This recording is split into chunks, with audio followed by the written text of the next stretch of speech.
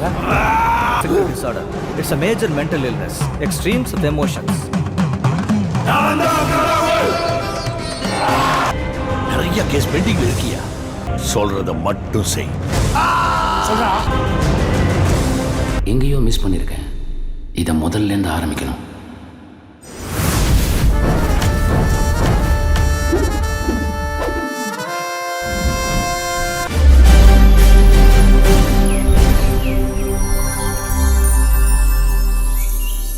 இதில் நான் நல்லா நடித்தேங்கிறத விட நான் நல்லா நடிக்கிறதுக்கு எனக்கு பெரிய சப்போர்ட் பண்ணது Aadesh Bala. Thank you so much. தான் என்னுடைய தாய் தந்திருக்க என்னுடைய முதல் வணக்கம் மற்றும் மேடையில் அமர்ந்திருக்கக்கூடிய எல்லா பெரியவங்களுக்கும் மற்றும் இங்கே வாழ்த்து வந்திருக்கும் அன்புள்ளங்கள் அனைவருக்கும் மற்றும் மீடியா நண்பர்களுக்கும் பெரியவங்களுக்கும் என்னுடைய பரிமாண வணக்கங்கள். இதில் ஒரு முதல்ல நன்றி சொல்ல வேண்டியது நண்பன் ஆனந்துக்கு நன்றி சொல்லணும். இதில் வந்து முதல்ல என்னென்னா, நான் பொதுவாக போலீஸ் கேரக்டர் பண்ண மாட்டேன்னு சொல்லிவிடுவேன். நான் யார் இருந்தாலும் போலீஸ் கேரக்டர்னு சொன்னாலே நான் சார் போலீஸ் கேரக்டர் தான், அது இல்லாமல் வேறு ஏதாவது சின்ன கேரக்டராக பண்ணிடுறேன் அப்படின்னு. அது மாதிரி ஒரு வந்து போலீஸ் கேரக்டர் வந்து நான் ஆனந்த் சொன்னப்பில்ல, போலீஸ் கேரக்டர் நான் பண்ண மாட்டேன் ஆனந்து, நான் பண்ணுறதில்ல அப்படின்னு. அதுக்கு ஒரே காரணம் நட்டி சார் தான். இல்லை பண்ண மாட்டேன், பண்ணுறதுக்கு அதுக்கு அடுத்தது வரும். ஏன்னா நட்டி சார் கூட தான் நீ பண்ணுற, த்ரோட்டாக பண்ணுற, நல்ல ஒரு ஆளாக இருக்கும். அந்த ஒரு காரணத்தை தான் சார் நான் அந்த படத்துக்கு ஒத்துக்கிட்டேன். நாங்கள் ஏன்னா நட்டி சார் உண்மையை நம்ம கூட இன்னும் எத்தனை பண்ணாலும் ஒத்துப்பேன். அந்தளவுக்கு நல்ல எக்ஸ்பீரியன்ஸ் கொடுத்தவர் நட்டி சார் எனக்கு. எல்லாருமே சொன்னாங்க நட்டி சாரை பற்றி. நான் கூட இருந்து அவர் கூடவே இருந்து பண்ணேன். ஒரு சேனலோட இன்ட்ரி கொடுத்தேன், லவ்வர் மாதிரி இருந்தேன் அப்படி சொல்லுவேன். அந்த மாதிரி நட்டி சார் வந்து எனக்கு அவ்வளோ ஸ்பேஸ் கொடுத்தாரு. நான் அவர் பண்ணும்போது நிறைய இம்ப்ரூவைசேஷன் பண்ணுவார். சில பெரிய நடிகர்களோட பண்ணும்போது நம்மளுக்கு கொஞ்சம் ஒரு பயம் ஒன்று இருக்கும், ஐயோ என்ன சொல்லுவாங்களோ ஏது சொல்லுவாங்கன்னு. ஆனால் அவர் கூட பண்ணும்போது எதுவுமே எனக்கு இல்லை. Sir I love you sir again.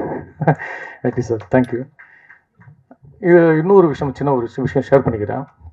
நான் வந்து முதல் முறை ஆஃபீஸ் வரும்போது குணா சார் இருந்தார், அக்கரைபாலு சார் இருந்தாங்க. வந்து நண்பன் வந்து இன்ட்ரோடியூஸ் பண்ணாப்புல. அப்போ லைட்டாக கொஞ்சம் தொப்பு இருந்தது. இவர் தான் இன்ஸ்பெக்டர் கேரக்டருக்கு பண்ணுறாங்க, எஸ்ஐ கேரக்டர் பண்ணாங்க. அவங்க வேறு டிசைன்லாம் பார்த்து வச்சுருந்தாங்க. இவர் நாங்கள் லைட்டாக துப்பாக்கி இப்பயும் இருக்கார், இவர் இப்படிங்க அப்படின்னாங்க. இது அப்புறம் கீழே வந்து ஆனந்த் வந்து சொன்னான், நண்பா இது மாதிரி தொப்பை இருக்குது, இது மாதிரி ஃபீல் பண்ணுறாங்க. ஷூட்டிங்க்கு இன்னும் ஒரு 7 நாள் தான் சார் இருக்குது. ஆக்சுவலாக இன்னும் 7 நாள் தான் இருக்குது. எப்படி அப்படின்னாரு. இல்லைடா நீ பாடுறா, கண்டிப்பாக என்னால் குறைச்ச முடியும் அப்படின்னு சொல்லிட்டு வீட்டில் டெய்லி கோஸு கேரட் இப்படியே சாப்பிட்டு உடம்பு குறைச்சி, அதுக்கப்புறம் அது அவ்வளோ உண்மையை தொப்பையெல்லாம் குறைச்சிட்டு பண்ணும்போது நீ அந்த ஒரு நாள் ஷார்ட்டு முடிச்சுட்டு போகும்போது நைட்டு அதே நண்பன் தான் ஃபோன் பண்ணான்.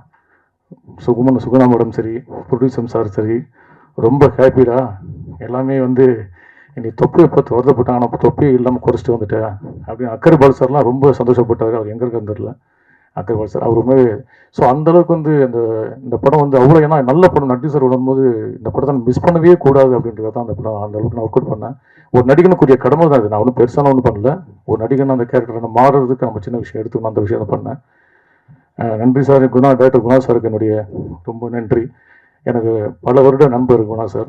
அவர் சொன்ன மாதிரி ஃபேஸ்புக்கில் ஒரு காலத்தில் ஃபேஸ்புக்கிலலாம் ஏன்டா ஃபோட்டோ போடுறேன்னு கேட்டுட்டு இருந்தாங்க. இன்றைக்கி நம்மளதான் நிறைய பேர் ஃபோட்டோ போட ஆரம்பிச்சிட்டாங்க. ஏன்னா அது ஒரு பெரிய கான்டெக்ட். அது அந்தளவுக்கு குணா சார் வந்து எனக்கு ஃபேஸ்புக் மூலிமா நிறைய பழக்கம். அதே மாதிரி ப்ரொடியூசர் சாருக்கு ரொம்ப நன்றி சார், இப்படி ஒரு அருமையான வாய்ப்பு கொடுத்ததுக்கு. சுகுணா மேடம் ரொம்ப சப்போர்ட் எனக்கு ஷூட்டிங் ஸ்பாட்டில். அவங்க ரொம்ப நல்லா பண்ணுறீங்கன்னு சொல்லிட்டு எனக்கு ரொம்ப சப்போர்ட் பண்ணாங்க சுகுணா மேடம். இவங்க இந்த ரெண்டு நல்ல உள்ளத்துக்காக இந்த படம் மிக பெருசாக ஜெயிக்கணும். அவ்வளோ அருமையான ப்ரொடியூசர்ஸு. எந்த வகையிலுமே நடிகர்களுக்கு எந்த பிரச்சனையும் கிடையாது. காலையில் ஈவினிங், அந்த ஈவினிங் தான் பேமெண்ட்டு தான் பெரிய மேட்டர் இருக்கும். அந்த பேமெண்ட்லாம் ஈவினிங் பக்காவாக வந்துடும், அந்த நம்பி போகலாம். அதான் என்ன சார் நன்றி சார். அந்தளவுக்கு வந்து அவ்வளோ அழகாக ரொம்ப ஷூட்டிங் ஸ்பாட்டு எனக்கு வந்து ஒர்க் பண்ணும்போது எங்களுக்கு எந்த வித இதுவுமே இல்லை. அந்தளவுக்கு ரொம்ப ஃப்ரீயாக ஒர்க் பண்ணோம். அந்தளவுக்கு ஒரு டீம் கிடைக்கிறது, ஒரு நடிகனுக்கோ ஒரு டெக்னீஷியன்ஸுக்கோ இந்த மாதிரி ஒரு டீம் கிடைக்கிறது வந்து ஒரு பெரிய விஷயம். அந்த ஒரு டீமை வந்து அமைச்சு கொடுத்த குணா சாருக்கும் ப்ரொடியூசர் சாருக்கும் மற்றும் என் கூட ஒர்க் பண்ண ரூசோ நண்பர் கதாநாயகன் ரூசோ பாடினிக்குமார். ஸோ இங்கே மட்டும் என்னுடைய அனைத்து நிறைய மூர்த்தி, ரவி, ராஜநாயகன் சார் எல்லாருக்கும் என்னுடைய பணிவான நன்றிகள். ஸோ கஸ்தூராஜ் சார்கிட்ட நான் உண்மையாக ஷேர் பண்ணினேன். அவர்லாம் அப்பா வந்து எங்கள் அப்பா வந்து சாரோட படத்தில் வச்சுருக்காரு. சார் சிவராமன் சார் பையன், காமெடி நடிகர் சிவராமன் சார் பையன். ராஜன் சார் படத்துலையும் அப்பா பண்ணியிருக்காங்க. சின்ன வீக்கில் அதெல்லாம் அப்பா நடிச்சிருக்காங்க. ஸோ இவங்க இருக்கிற அருந்தர் சார் எப்பவுமே என்னுடைய வெல்விஷர் சார் அருந்தர் சார். அதே மாதிரி பேரர் சார். சார் நான் கொரோனா டைமில் உங்களுக்கு மறக்கவே மாட்டேன். கொரோனா டைமில் வீட்டில் உட்காந்துட்டு ஷார்ட் ஃபிலிம் பண்ணும்போது எனக்கு முதல் முறையாக ஆதரவு கொடுத்து வீடியோ போட்டு எனக்கு பாராட்டினவர் பேரர் சார். ஸோ நீங்கள்லாம் இருக்க மேடைகளில் ஒரு நடிகனா இந்த மாதிரி நீங்கள்லாம் இருக்கிறனால தான் எங்களுக்கு பெரிய தன்னம்பிக்கை இருக்குது. இன்னும் பெரிய பெரிய மேடைகள்லாம் நான் காத்துட்ருக்கேன். நம்பிக்கையில் நான் போராடிட்டு இருக்கோம். எங்களை மாதிரி நடிகர்கள் எவ்வளோ பேர் பார்த்துட்ருக்கோம். ஸோ அனைவரும் நன்றி. என் தாய் அவங்க தான் அவங்களுடைய பெரிய கனவு. அந்த தாயோட கனவுல நான் கரெக்டாக போயிட்டுருக்கேன்னு நினைக்கிறேன். ஸோ வந்திருந்து வாழ்த்த வந்த அனைவருக்கும் இந்த படத்தை மிகப்பெரிய வெற்றி அடித்த மாதிரி உங்களை பணிவன்போடு கேட்டுக்கிறேன். Thank you. I love you all. Thank you. எவ்வளவோ ஜாம்பவன்களை ஸ்டார்களை உங்கள் எழுத்துக்களாலும் உங்களோட வர்ணனைகளாலும் உங்களோட விமர்சனங்களாகவும் உருவாக்கி இருக்கிறீங்க. அப்படிப்பட்ட பத்திரிகையாளர்கள், ஊடக நண்பர்கள், மீடியா உங்கள் எல்லார் முன்னாடியும் இந்த இடத்துல நான் நிற்கிறதுக்கே ரொம்ப பெருமைப்படுறேன். என் பெயர் குணா சுப்பிரமணியம். ரொம்ப சந்தோஷமாக இருக்குது. நிறைய நான் இங்கே வந்து வேடிக்கை பார்த்துருக்கேன். அப்பப்போ வந்து அந்தந்த கார்னரில் நிற்பேன். இன்னைக்கு இங்கே நிற்கிறேன். என் முன்னாடி இவ்வளோ பெரிய ஜாம்பவான்கள்லாம் இருக்கும்போது என்னதான் நமக்கு தைரியம் இருந்தாலும் பேசுறதுக்கு கொஞ்சம் நடுக்கமாக தான் இருக்கு. இருந்தாலும் முயற்சி பண்ணுறேன். தவறு இருந்தால் நான் திருத்திக்கிறேன், மன்னிச்சுக்கோங்க. அடுத்தபடியாக நான் அதை முதலாவதா எல்லாரும் மாதிரி எனக்கும் கொஞ்சம் கடவுள் பக்தி, கடவுள் நம்பிக்கை அதிகம் சின்ன வயசுல இருந்தேன். அதனால நான் நினைப்பேன், எனக்கு ஒரு எண்ணம் இருந்துச்சு. எங்கள் தமிழையா சொல்லி கொடுப்பாரு, எங்கள் பாரின்னு சொல்லிட்டு எங்கள் ஸ்கூல் வாத்தியார் தமிழையா. அவர் சொன்ன எல்லாமே எனக்கு படிப்பில் ஞாபகம் இருக்கா. சில விஷயங்கள் மட்டுமே ஞாபகத்தில் எடுத்துக்குவேன் நான். அதில் அது மட்டும்தான் புரிஞ்சுது. எண்ணியாங்கு எய்துப எண்ணிய திண்ணிய ராகப்பெறின் அப்படிங்கிற குரல். அதே மாதிரி எதுவாக நீ நினைக்கிறாயோ அதுவாகவே ஆகிறாய் அப்படின்னு சொல்கிற விவேகானந்தரோட பொன்மொழிகள். இதெல்லாம் ஞாபகத்திலே எனக்கு இருக்கும். அதை நோக்கி சரி நம்ம இந்த மாதிரி வரணும்னு சொல்லிட்டு ஓடின ஓட்டத்தில் இப்போ நிற்கிற இடம் இந்த இடம். இதுக்கு ஒரு பெரிய பெரிய காரணம் என்னென்னா, நாங்களாம் அடையாளம் தெரியாமையே எங்கேயோ ஒரு ஊரில், ஏன்னா சரியான தடத்துக்கு தெரியாது. இன்றைக்கி இருக்க அத்தனை தீமையான பழக்கங்கள் எல்லாமே எனக்கு இருந்துச்சு. ஆமாம், அப்படி அதெல்லாம் கடந்து நான் நினைக்கிற அந்த கடவுள் சிவன் பார்வதியா, சிவனா எங்கள் ப்ரொடியூசர் சார் தோன்றுவார்னு அது மட்டும் நான் நினைக்கல. பார்வதியா எங்கள் மேடம், எங்கள் சுகுணாராமு மேடம் சாரோட வைஃப். அவங்க சிவன் பார்வதியா இருந்து அதாவது வழி நடத்தி நீ டைரக்ட் பண்ணுங்க. ஒரு 8 வருஷத்துக்கு முன்னாடி சொன்னார். ஒரு பேஷண்டாக தான் அவர்கிட்ட நான் அறிமுகமானேன், எங்கள் சார்கிட்ட, ப்ரொடியூசர் சார்கிட்ட. அப்போ சொன்னார், என்ன பண்ணிட்டு இருக்கீங்க? இதெல்லாம் பண்ணிட்டு இருக்கேன் சார். இப்படி போனேன், நிறைய தோல்விகள், நிறைய பிரச்சனைகள், குடும்பம் வர, அதையும் காப்பாற்றணும், அப்படியே ஓடிட்டு இருக்கேன் சார் அப்படின்ட்டு. சரி ஒன்று பண்ணுவோம் ஒரு நாள், சரியா அப்படின்னு சொல்லி நான் ஞாபகம் வச்சுக்கிறேன் அப்படின்னாரு. அதுக்கப்புறம் தொடர்ந்து அவரை ஃபாலோ பண்ணிட்டு அவருக்கு தொடர்பு கொண்டுகிட்டே இருந்தேன். ஒரு நாள் வந்துச்சு. ஒன்று பண்ணுவோங்கண்ணா, ரெடி பண்ணுங்க அப்படின்னாரு. ரெடி பண்ணி கொடுத்தேன். இன்னும் கொஞ்சம் எனக்கு என்ன தோணுதுன்னா, வெறும் இது பொழுதுபோக்கா மட்டும் இல்லாமல் வாழ்க்கையில் நம்மளும் வாழ்ந்துட்டோம், நம்ம மூலமாக ஏதாவது சொல்லணும்னு நினைக்கிறேங்க, ஒரு ஸ்ட்ராங்கான ஒரு விஷயத்த சொல்லலாம் அப்படின்னு தோணுது அப்படின்னு அப்படி சொன்னார். ஓகே சார், எப்படி சார் சொல்லலாம் அப்படின்னு எனக்கு தோணுச்சு. அந்த இடத்துல கேட்டேன். அப்புறம் அவரே ஒரு ஸ்டோரி சொன்னார், இந்த மாதிரி இது இப்படி போகுது இந்த மாதிரி அப்படின்ட்டு. ரொம்ப நல்லா இருந்துச்சு. இன்னைக்கு சமூகத்துக்கு தேவையான ஒரு ஒரு ஒரு தகவல் மெசேஜ் சார். சூப்பராக இருக்குது சார் அப்படின்னு. இதை ஸ்க்ரீன் ப்ளே பண்ணுங்க அப்படின்னாரு. பண்ணணும். இந்த சீசா உருவாச்சு. இந்த சீசாங்கிறது இப்போ நீங்கள் எல்லாம் இவ்வளோ தூரம் இங்கே வந்திருக்கிறதுக்கு என்னோட கடவுள்களான எங்கள் சார் 2 பேருக்கும் ரொம்ப ரொம்ப நான் நன்றி கடன் பட்டிருக்கேன். அதே மாதிரி இந்த முகம் தெரியாத ஒரு நபருக்கு தன்னோட முகத்தை கொடுத்த எங்கள் தலைவன் நட்டி சார், உண்மையாலுமே யாரோ ஒருத்தன், நான் பெரிய டைரக்டர் அசிஸ்டண்டாகவும் பெரிய டைரக்டர் எங்கள் சார்லாம் இருக்காரு. நான் சார்கிட்ட எல்லாம், ஜனா வெங்கட் சார்கிட்ட எல்லாம் அசிஸ்டண்டாக ஒர்க் பண்ணல, ரொம்ப நன்றி சார். ஆனால் அவர் கூடவே அவருக்கு ஹெல்ப்பாக இருந்து எல்லா வேலையும் செஞ்சு கொடுத்துட்டு நான் கவனிப்பேன். சார் நான் இதை எடுத்துக்கிறேன், அதை செய்கிறேன், இதை செய்கிறேன் அப்படின்னு சொல்லிட்டு எல்லா உரிமையும் கொடுத்து எங்கள் நட்டி சார், அங்கே உட்காந்துருக்காங்க இன்னொரு சார் நவீன் கிருஷ்ணா சார், இவங்க கிட்ட எல்லாம் நான் உரிமையோட அவங்க கூட எல்லாம் நான் வந்து உதவி இயக்குனராக இல்லை, அவங்க கூடவே பயணிச்சுட்டு அவங்களெல்லாம் அடிக்கடி தொடர்பு கொண்டு அவங்க படத்துல எல்லாம் இழுத்து போட்டு ஏதாவது ஒன்று தூக்கி வைக்கிறது, வேலை பார்க்கறது, என்ன பண்ணுறாங்க சார், லெஃப்ட் சொல்கிறாங்க, ரைட்டு சொல்கிறாங்க, அங்கே சொல்கிறாங்க, டாப் ஆங்கிள் சொல்கிறாங்க, லோ ஆங்கிள் சொல்கிறாங்க, இது எல்லாத்தையும் பார்த்துட்டு கவனிப்பேன். ஆனால் அவங்க அந்த உரிமை எனக்கு கொடுத்தாங்க. ஒரு அசன் டைரக்டர் இல்லாட்டி கூட குணவா அப்படின்னு ரொம்ப ரெஸ்பெக்டாக என்ன எல்லாம் கொடுத்தாங்க. அதே மாதிரி மிருகம் சாமி சார் இவங்கெல்லாம் நான் உதவி இயக்குனராக எந்த படத்துலையும் ஒர்க் பண்ணல, எல்லா படத்துலையும் நடிக்கிறதுக்கு தான் போனேன். ஆனால் நடிக்க போகிறதுல அது ஒரு காரணமாக வச்சுக்குவேன். நான் போயிட்டு அங்கே நல்லா கவனிக்கணும் அப்படிங்கிறத.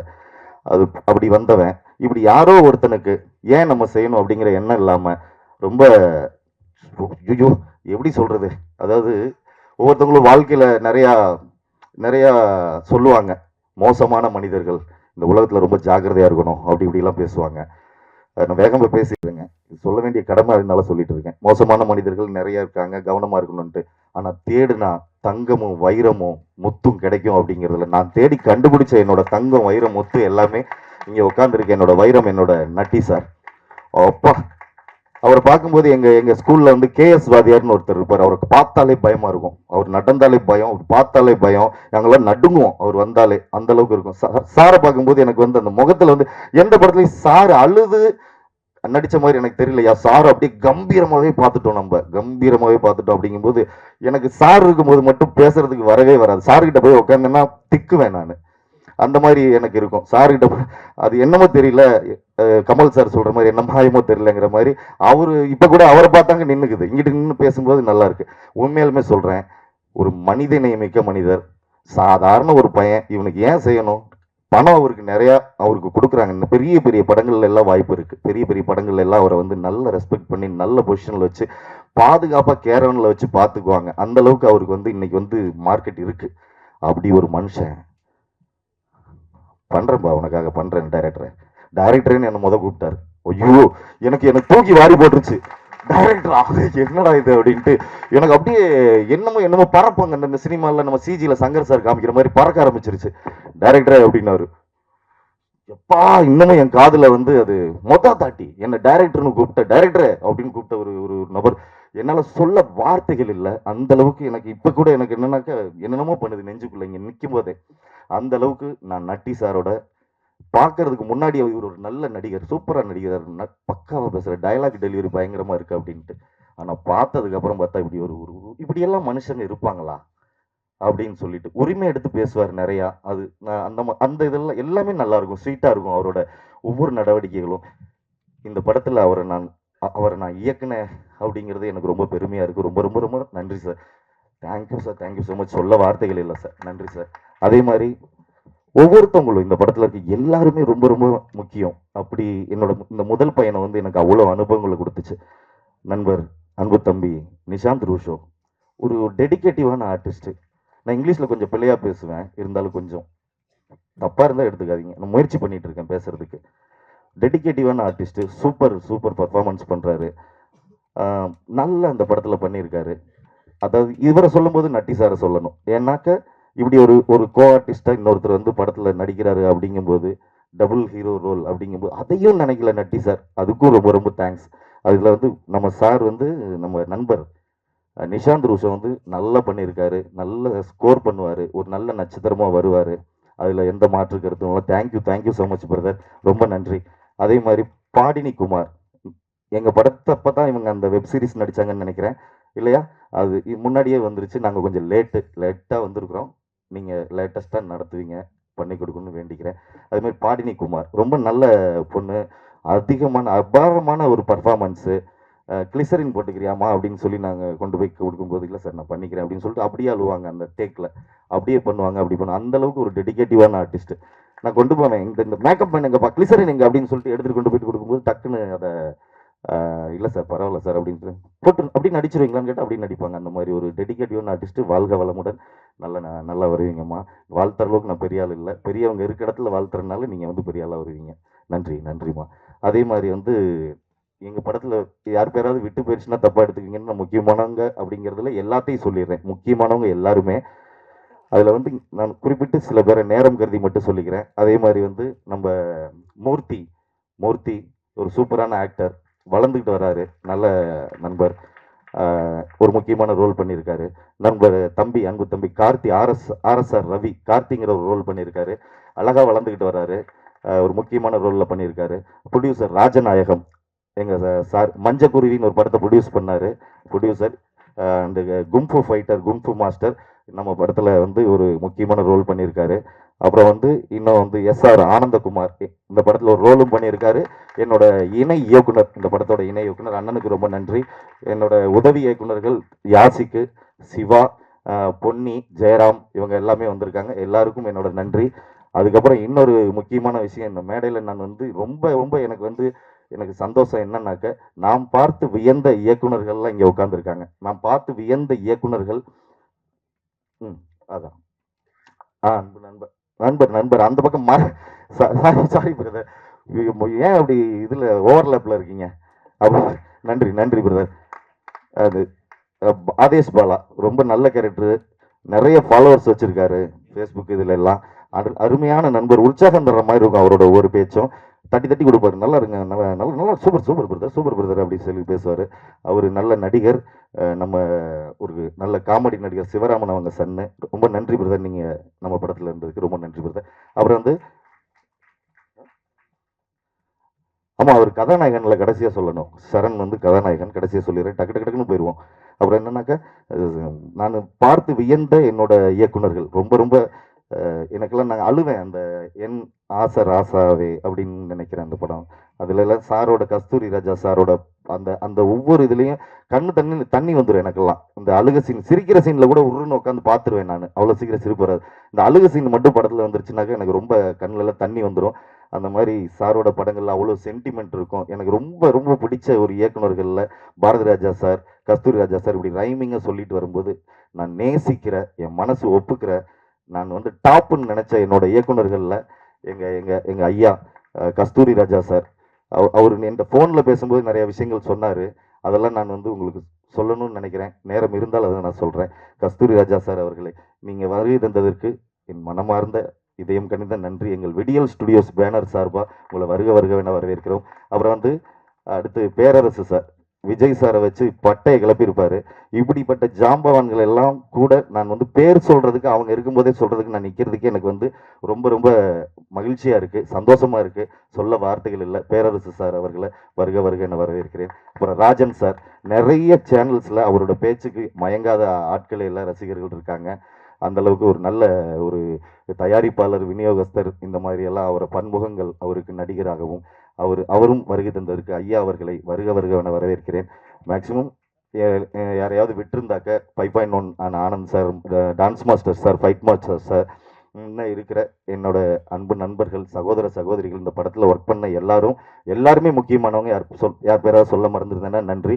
அப்புறம் வந்து ட்ரெண்ட் மியூசிக் திரு ஜிதேஷ் சார், அவங்க டீம் ட்ரெண்ட் மியூசிக்கில் நம்ம சாங்ஸ் எல்லாம் வருது, எல்லாரும் கொஞ்சம் ஸ்ப்ரெட் பண்ணி ஹெல்ப் பண்ணுங்கள். அதே மாதிரி இந்த படத்துக்கு தூண்களாக இருந்து பின்னாடி இருந்து இயக்கிய எங்கள் அன்புக்குரிய என்னோட குருநாதர் அக்கறை ஆர் பாலு அவர்களுக்கும் நன்றி.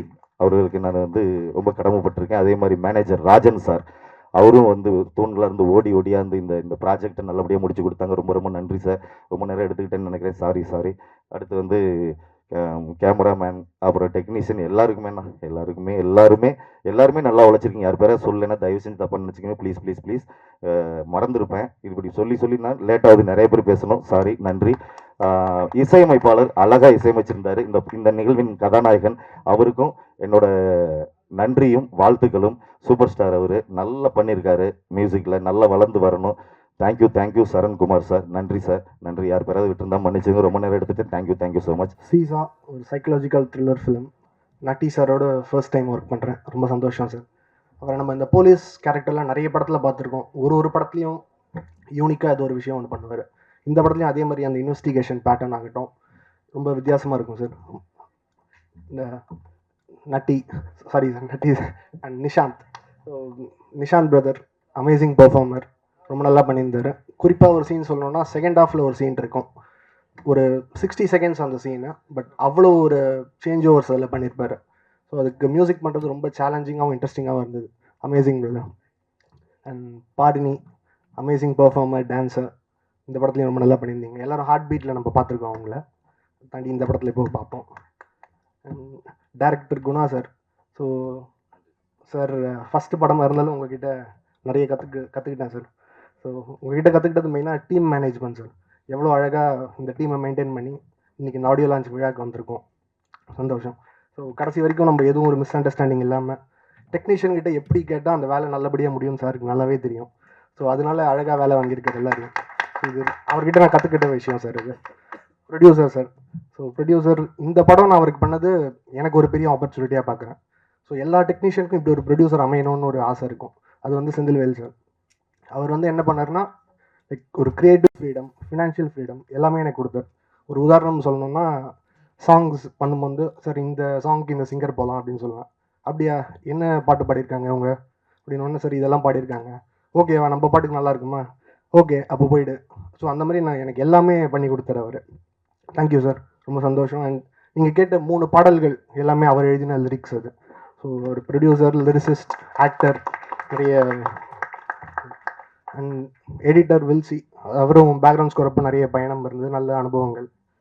சவுண்ட் வந்து அஸ்வத் ஒரு டிஃப்ரெண்ட்டாக இருக்கும் இந்த படத்தில், கண்டிப்பாக பார்க்கலாம். அண்ட் ட்ரெண்ட் மியூசிக், இந்த சாங்ஸ் வந்து கொண்டு வந்த Jithesh brother, Raja Rammurthy sir, Usha ma'am, thank you. இந்த சாங்ஸ் நல்லபடியாக நீங்கள் வெளில எடுத்துகிட்டு வந்திருக்கீங்க, மக்கள்கிட்ட கொண்டு வந்திருக்கீங்க. தேங்க்யூ. எல்லாருக்கும் வணக்கம்.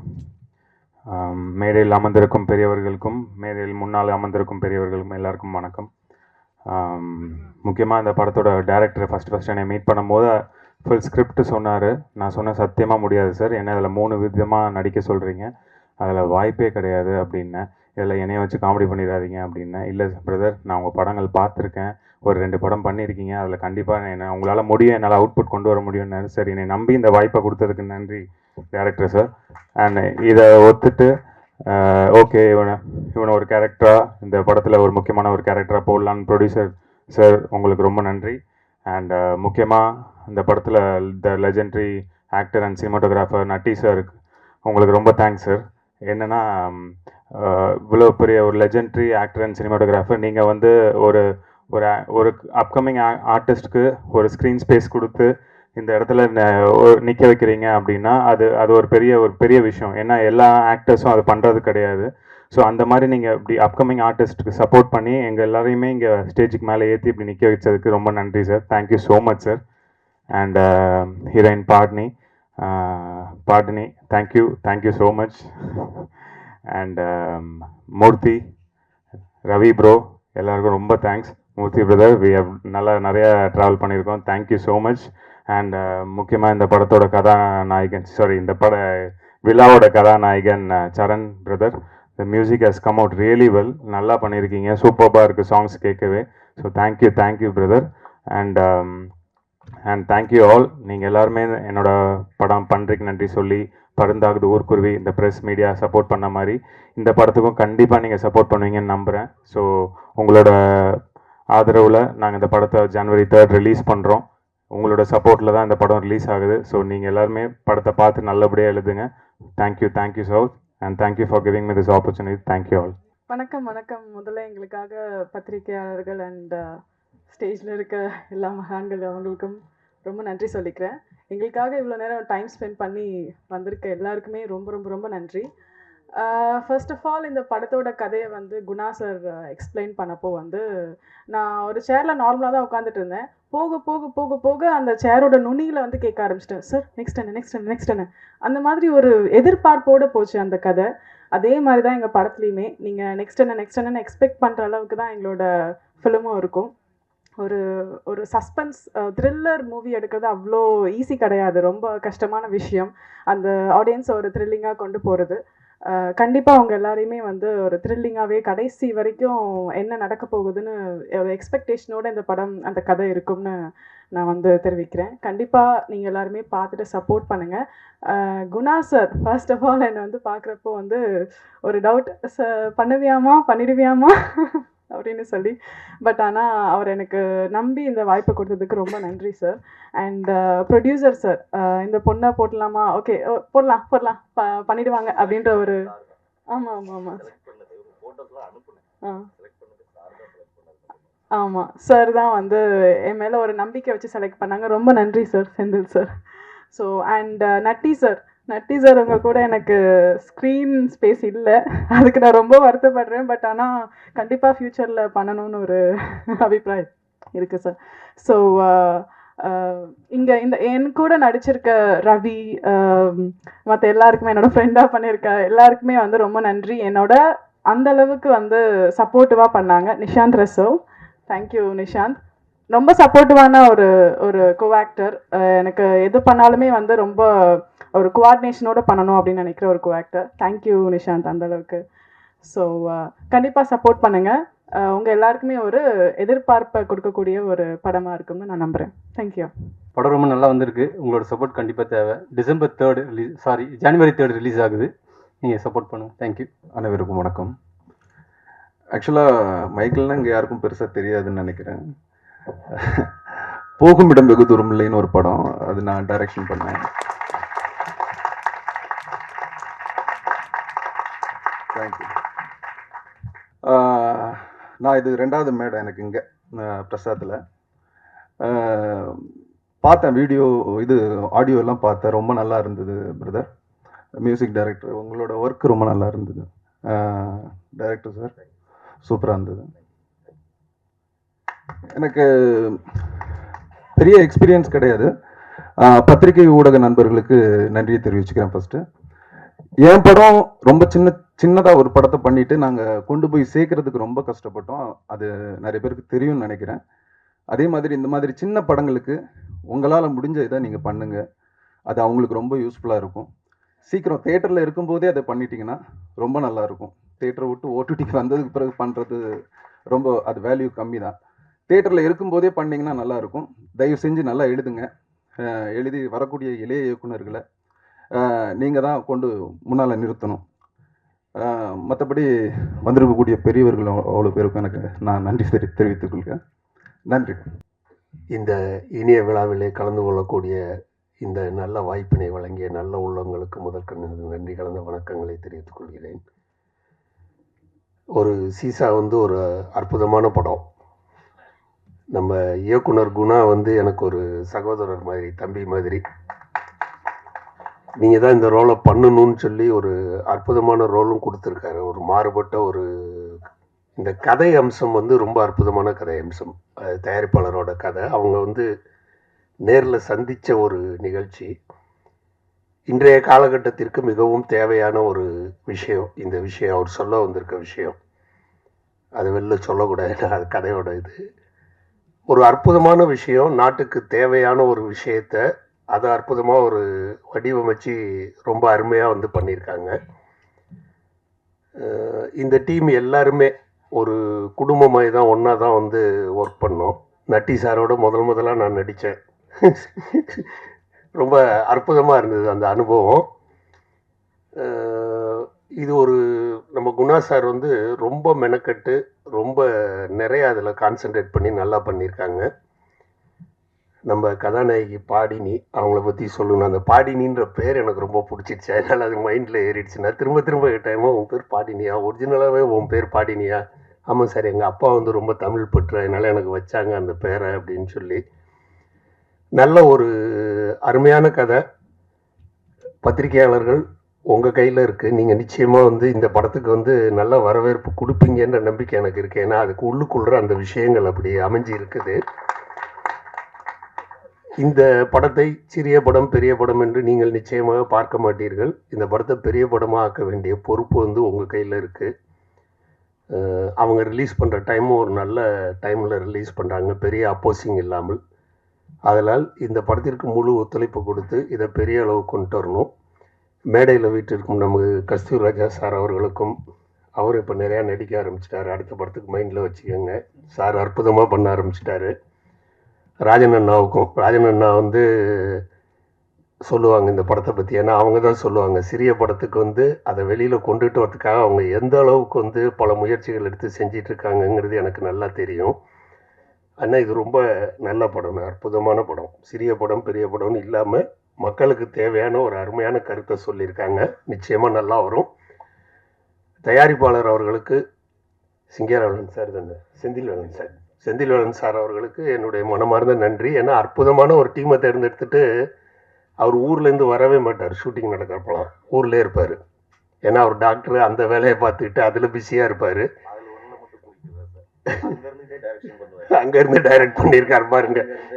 ஏன்னா அவருடைய கதை அது, தான் குழந்தைங்கும் போது அதை பாதுகாக்கணும்ல அவர். அது மாதிரி என்ன ஒரு நம்பிக்கை இருந்தால் அவர் எல்லார்ட்டையும் வந்து ஒத்துட்டு நீங்கள் பண்ணுங்க அப்படின்னு விட்டுருக்காருங்கிறது வந்து ஒரு மிகப்பெரிய விஷயம்.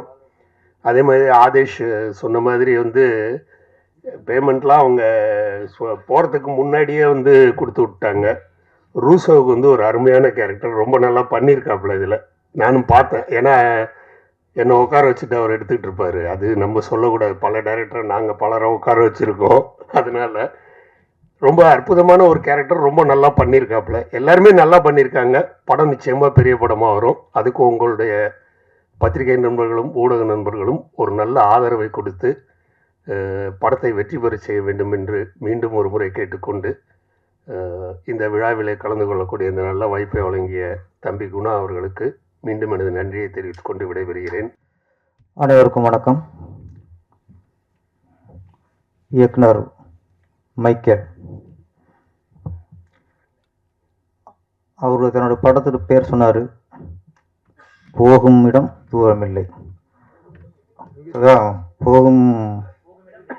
போகும் இடம் வெகு தூரம் இல்லை. அது சொன்ன உடனே எவ்வளோ கைத்தட்டல் பார்த்தீங்களா? அந்த கைத்தட்டல் தான் அந்த படத்துக்கான வெற்றி. நம்ம தியேட்டருக்கு போச்சு, பெரிய வசூலாச்சு ஆகலையா அப்படிங்கிறத மக்கள் மனசில் போய் சேர்ந்துருச்சு உங்கள் படம். அந்த கைத்தட்டல் தான் அது ஆதாரம். வாழ்த்துக்கள் சார், நல்ல படம் கொடுத்துருக்கேன், வாழ்த்துக்கள். அடுத்து இங்கே வாழ்த்து வந்திருக்க எப்பவும் ரெகுலராக எல்லா படத்துக்கும் வாழ்த்து வர ராஜன் ஐயா அவர்களுக்கு நன்றி. அப்புறம் எங்கள் இயக்குனர் கஸ்தூராஜா அவர்களுக்கு நன்றி. ஏன்னா அந்த சிறிய படங்களில் வந்து வாழ்த்துறதுக்கு பெரிய மனசு வேணும். அதுக்கு டைம் ஒதுக்கி இவ்வளோ நேரம் உட்காந்து இருக்காங்கன்னா அதை நன்றி சொல்லி ஆகணும். திரையுலகில் வந்து வாரிசுன்னு இருக்கு. அரசியலில் வாரிசு ஜெயிக்கிறது ஈஸி, பணம் இருந்தால் போதும். ஆனால் திரையுலகில் வாரிசு ஜெயிக்கிறதுக்கு திறமை இருக்கணும். அறிமுகத்துக்கு மட்டும்தான் யூஸ் ஆகும். கஸ்தூராஜோட 2 வாரிசுகள், ஒன்று வைரம், ஒன்று தங்கம். ஏன்னா கஸ்தூராஜா இயக்குனர் பையன் அப்படிங்கிறதுக்காக டைரக்டர் கஸ்தூராஜாவோட பையன் அப்படிங்கிறனால கதாநாயகன் ஆகிட்டார். அது அறிமுகம் மட்டும்தான். இன்னைக்கு இயக்குனராக மிகப்பெரிய இயக்குனராக இருக்கார் செல்வராகவன். நடிகரில் இன்னைக்கு தவிர்க்க முடியாத மிகப்பெரிய விதத்தில் இருக்கார் தனுஷ் சார். இந்த வெற்றிக்கு காரணம் திறமை திறமை திறமை திறமை. அடுத்து இன்னொன்று, திறமை இருந்தால் மட்டும் பத்தாது, வெறி வேணும். ஜெயிக்கணுங்கிற வெறி, ஜெயிக்கிட்டே இருக்குங்கிற வெறி வேணும். ஒரு படம் 2 படத்துக்கு அப்புறம் நம்ம அப்பாவை மறந்துடணும். நம்ம ஜெயிக்கணும், நம்ம பெரிய இடத்துக்கு போகணுங்கிற அவங்களுக்கு அந்த வெறி இருந்தால் தான் இவ்வளோ பெரிய இடத்துக்கு வர முடியும். அதனால் சினிமாவில் வாரிசுகள் ஜெயிக்கணுங்கிறது சாதாரண விஷயம் இல்லை. அந்த சாதாரண வளர்ச்சி தான் இன்றைக்கி தனுஷ் சாருக்கும் செல்வராகவன் சாருக்கும். அப்படி 2 பேரை கொடுத்த கஸ்தூரா சாருக்கு நன்றி.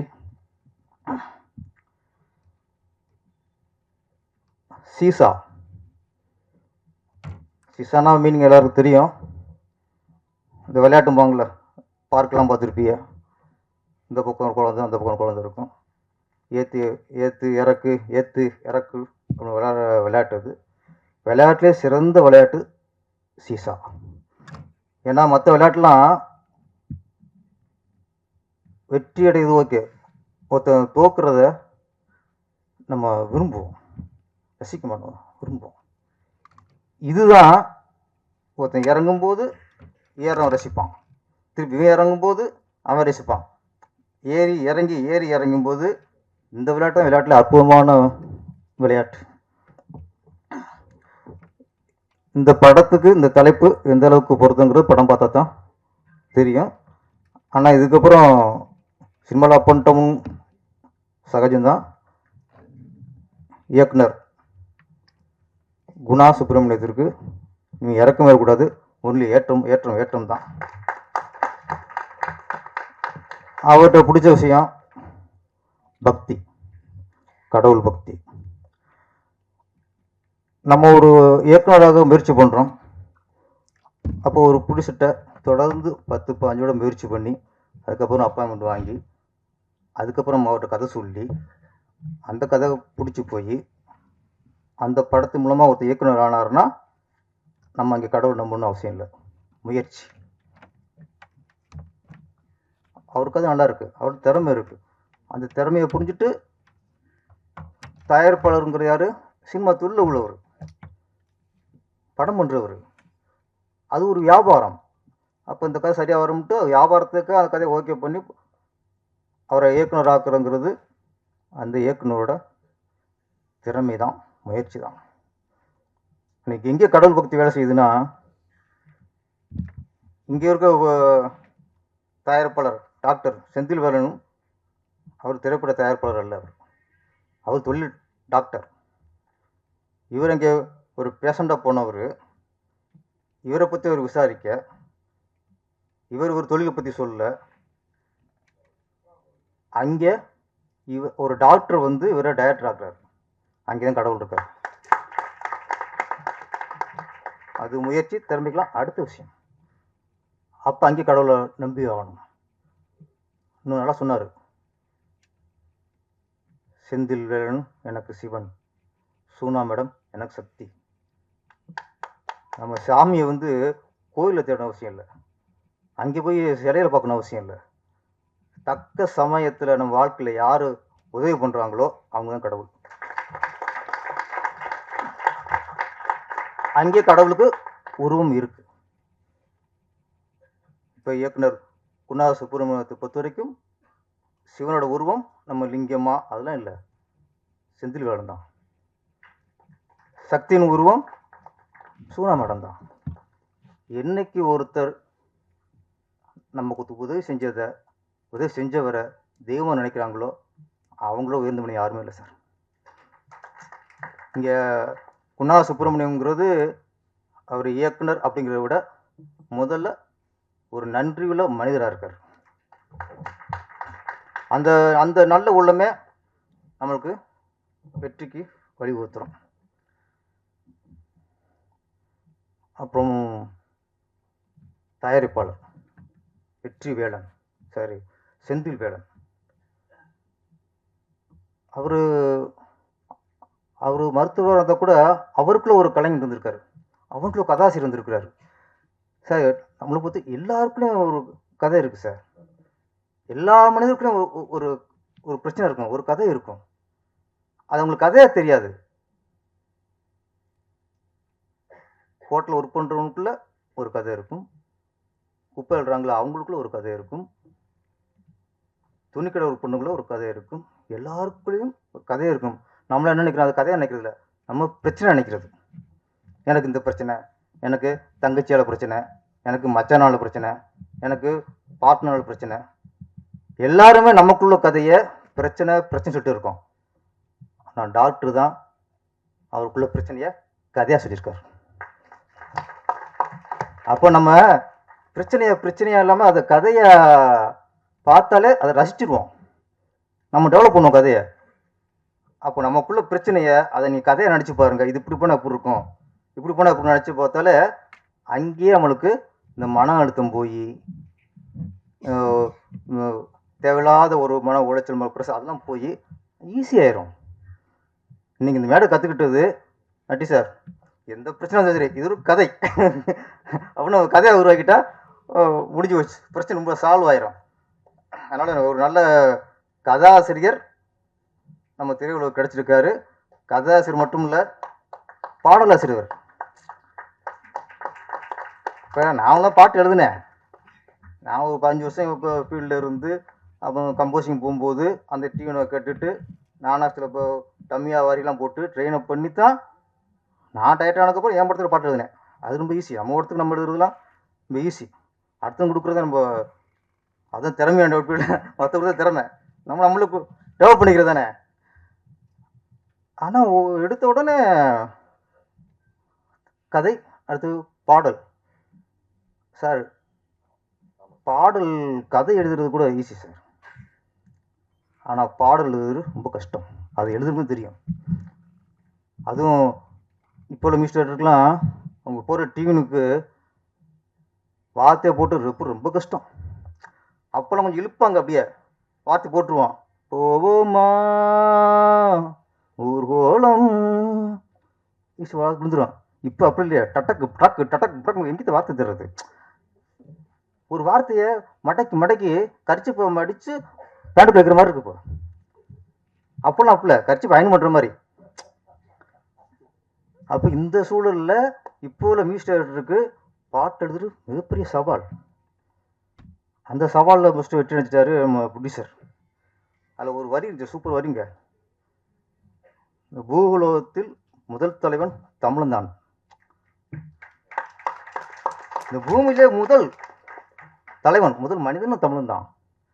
ஆனால் நம்ம பெரும்பேசிட்டு கொண்டிதான் நாங்கள் தான் ஆதி தமிழன், நாங்கள் தான் மூத்த தமிழன் எல்லாம் நம்ம சொல்லிக்க வேண்டிதான்.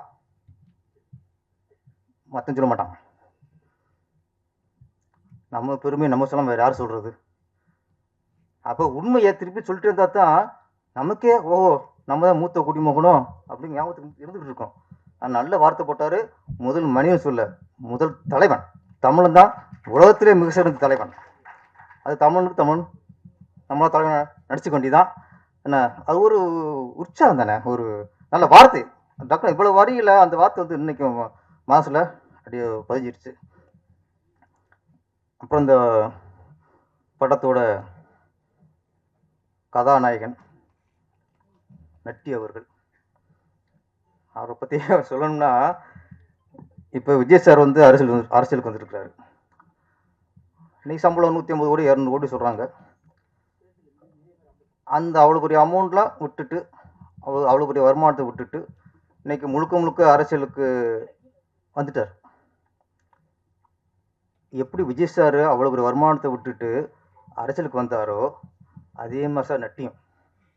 அக்கா நட்டி அரசியல் வந்து சொல்லிடுறாதீங்க, நம்ம தலைப்பு ரெடியாயிருச்சு, ஹெட்டிங் ரெடியாயிருச்சு. அவர் கேமராமேனா இன்னைக்கு இறங்கினாருன்னா பல கோடி சார். இன்னைக்கும் இந்தி படங்கள்ல இன்னைக்கும் அவ்வளோ எதுவும் இருக்காங்க, கூப்பிட்டு இருக்காங்க. அவர் பொழைக்க தேவை மனுஷன்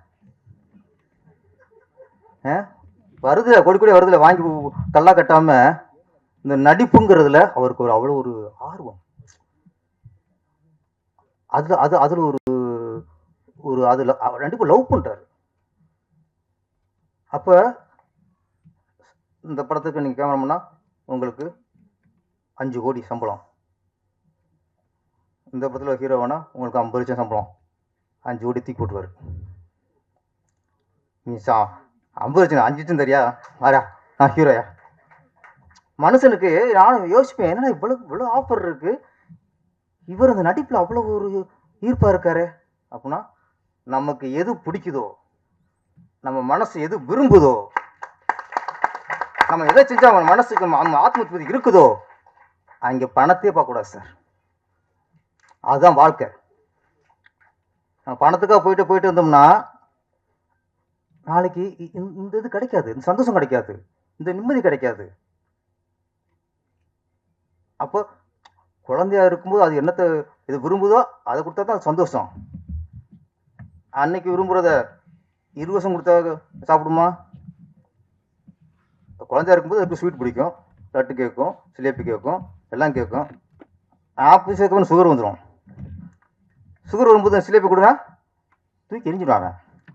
அப்போ அந்தந்த நேரத்தில் என்னென்ன கிடைக்குதோ, எது மனசுக்கு பிடிக்குதோ அங்கே லாபம் நஷ்டம் பார்க்காம மனசுக்காக வாழ வேண்டும். மனசுக்காக வாழ வேண்டும். எனக்கு தெரியும் நட்டி சார் இந்த ஒரு 5 வருஷத்தில் அவர் எத்தனை கோடி இழந்திருப்பாருன்னு எனக்கு தெரியும். ஒரு அசுரன் வா மகாராஜா, நான் தான் மகாராஜா. அவருக்கு நடிச்சா அவர் மகாராஜா. அவர் கேமரா போனால் அங்கே மகாராஜா இல்லை, அங்கே படை வீரனாக இருக்கலாம், தலைவர் இருக்கலாம். ஆனால் அவர் மகாராஜா இருக்கணும்னா நடிப்பார் சார். இன்னொன்று அவர் ரொம்ப பிடிச்ச விஷயம், பெரிய டைரக்டரு, சின்ன டைரக்டரு, பெரிய ப்ரொடியூசரு, சின்ன ப்ரொடியூசரு, இந்த தராதரமும் பார்க்க மாட்டார். கதை நல்லா இருக்கா. இன்னொன்று, அவர் வந்து ஒரு இயக்குனருக்கு கால்ஷீட் கொடுக்குறாருன்னா கதைக்காக மட்டும் கொடுக்க மாட்டார். கதை சொல்லும்போதே அந்த டேரக்டரோட குணத்தை பார்த்துருவார் ஃபஸ்ட்டு. இந்த படத்தை பொறுத்த வரைக்கும் இந்த கதையும் தாண்டி நம்ம குணா சுப்பிரமணியத்துக்காக இந்த படம் பண்ணியிருக்கார் சார். உண்மை. எப்படி நான் சொன்னேன்னே, கஸ்தூராஜா மகானாக இருந்தாலும் தனுசுக்கு அந்த வெறி இருக்குல்ல சார். இன்னைக்கு உச்சித்து போயிட்டாரு. இன்னைக்கும் ஒவ்வொரு படம் பார்க்கும்போது ஒரு நடிகரை பார்க்க முடியல, அது படத்தை வெளியினத்தை பார்க்க முடியுது. அவ்வளோ உழைப்பு தெரியுது. அதே மாதிரி நட்டி சார் இப்போ எப்படி வாரிசுன்னு சொல்லும்போது அதே மாதிரி நம்ம ஆதேஷ் பாலா, அவர் அப்பா நகைச்சுவை நடிகர், அவரும் வாரிசு தான். ஆனால் இன்ன வரைக்கும் அவரை செதுக்கிட்டே இருக்கார். அவர் திறமை இருக்கு, இன்னைக்கு செதுக்கிட்டே இருக்காரு. ஏதோ ஒரு ரூபத்தில் ஏதோ ஒரு வித்தியாசமாக போய் மக்கள்கிட்ட போய் சேர்ந்துடணும்ட்டு இந்த வெறி இருக்கணும். இந்த வெறி இந்த யூனிட்டை பொறுத்த வரைக்கும் ஒரு நல்ல ஒரு இயக்குனரை உருவாக்கணும் அப்படிங்கிறது ப்ரொடியூசரோட வெறி. ப்ரொடியூசரை நம்ம நம்பி படம் கொடுத்துட்டாரு. அந்த படத்தை நல்லா செதுக்கி மிகப்பெரிய வெற்றி அடைய வைக்கணுங்கிறது இயக்குனரோட வெறி. Mister 3 sir Sarankumar 3 song super. ஆனால் நான் சொன்ன மியூசிக் அது வேறு, அதுக்காக நீங்கள் கோஷிக்காதீங்க. நீங்கள் அழகாக ரசிக்கிற மாதிரி போட்டிருந்தீங்க. எப்பவுமே ஒரு இசை கேட்கும்போது காதில் மட்டும் வண்டு கத்துற மாதிரி கூடாது, ஹார்ட்டுக்குள்ளே அந்த ஹார்ட் பீட்டோடு அது ரசிக்கணும், ஹார்ட்டுக்குள்ளே உட்காரணும். இது நான் 3 சாங் நல்லா இருந்துச்சு. நீங்கள் நல்ல மியூசிக், நான் சொல்கிற அந்த வேறு அது நல்லா இருந்துச்சு.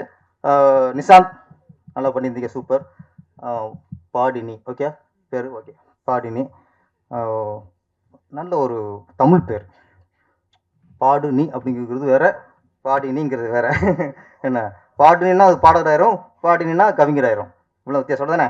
ஆமாம், இவங்க வந்து ஒரு கவிதை தான் பேரை வச்சுருக்காங்க பாடினின்ட்டு.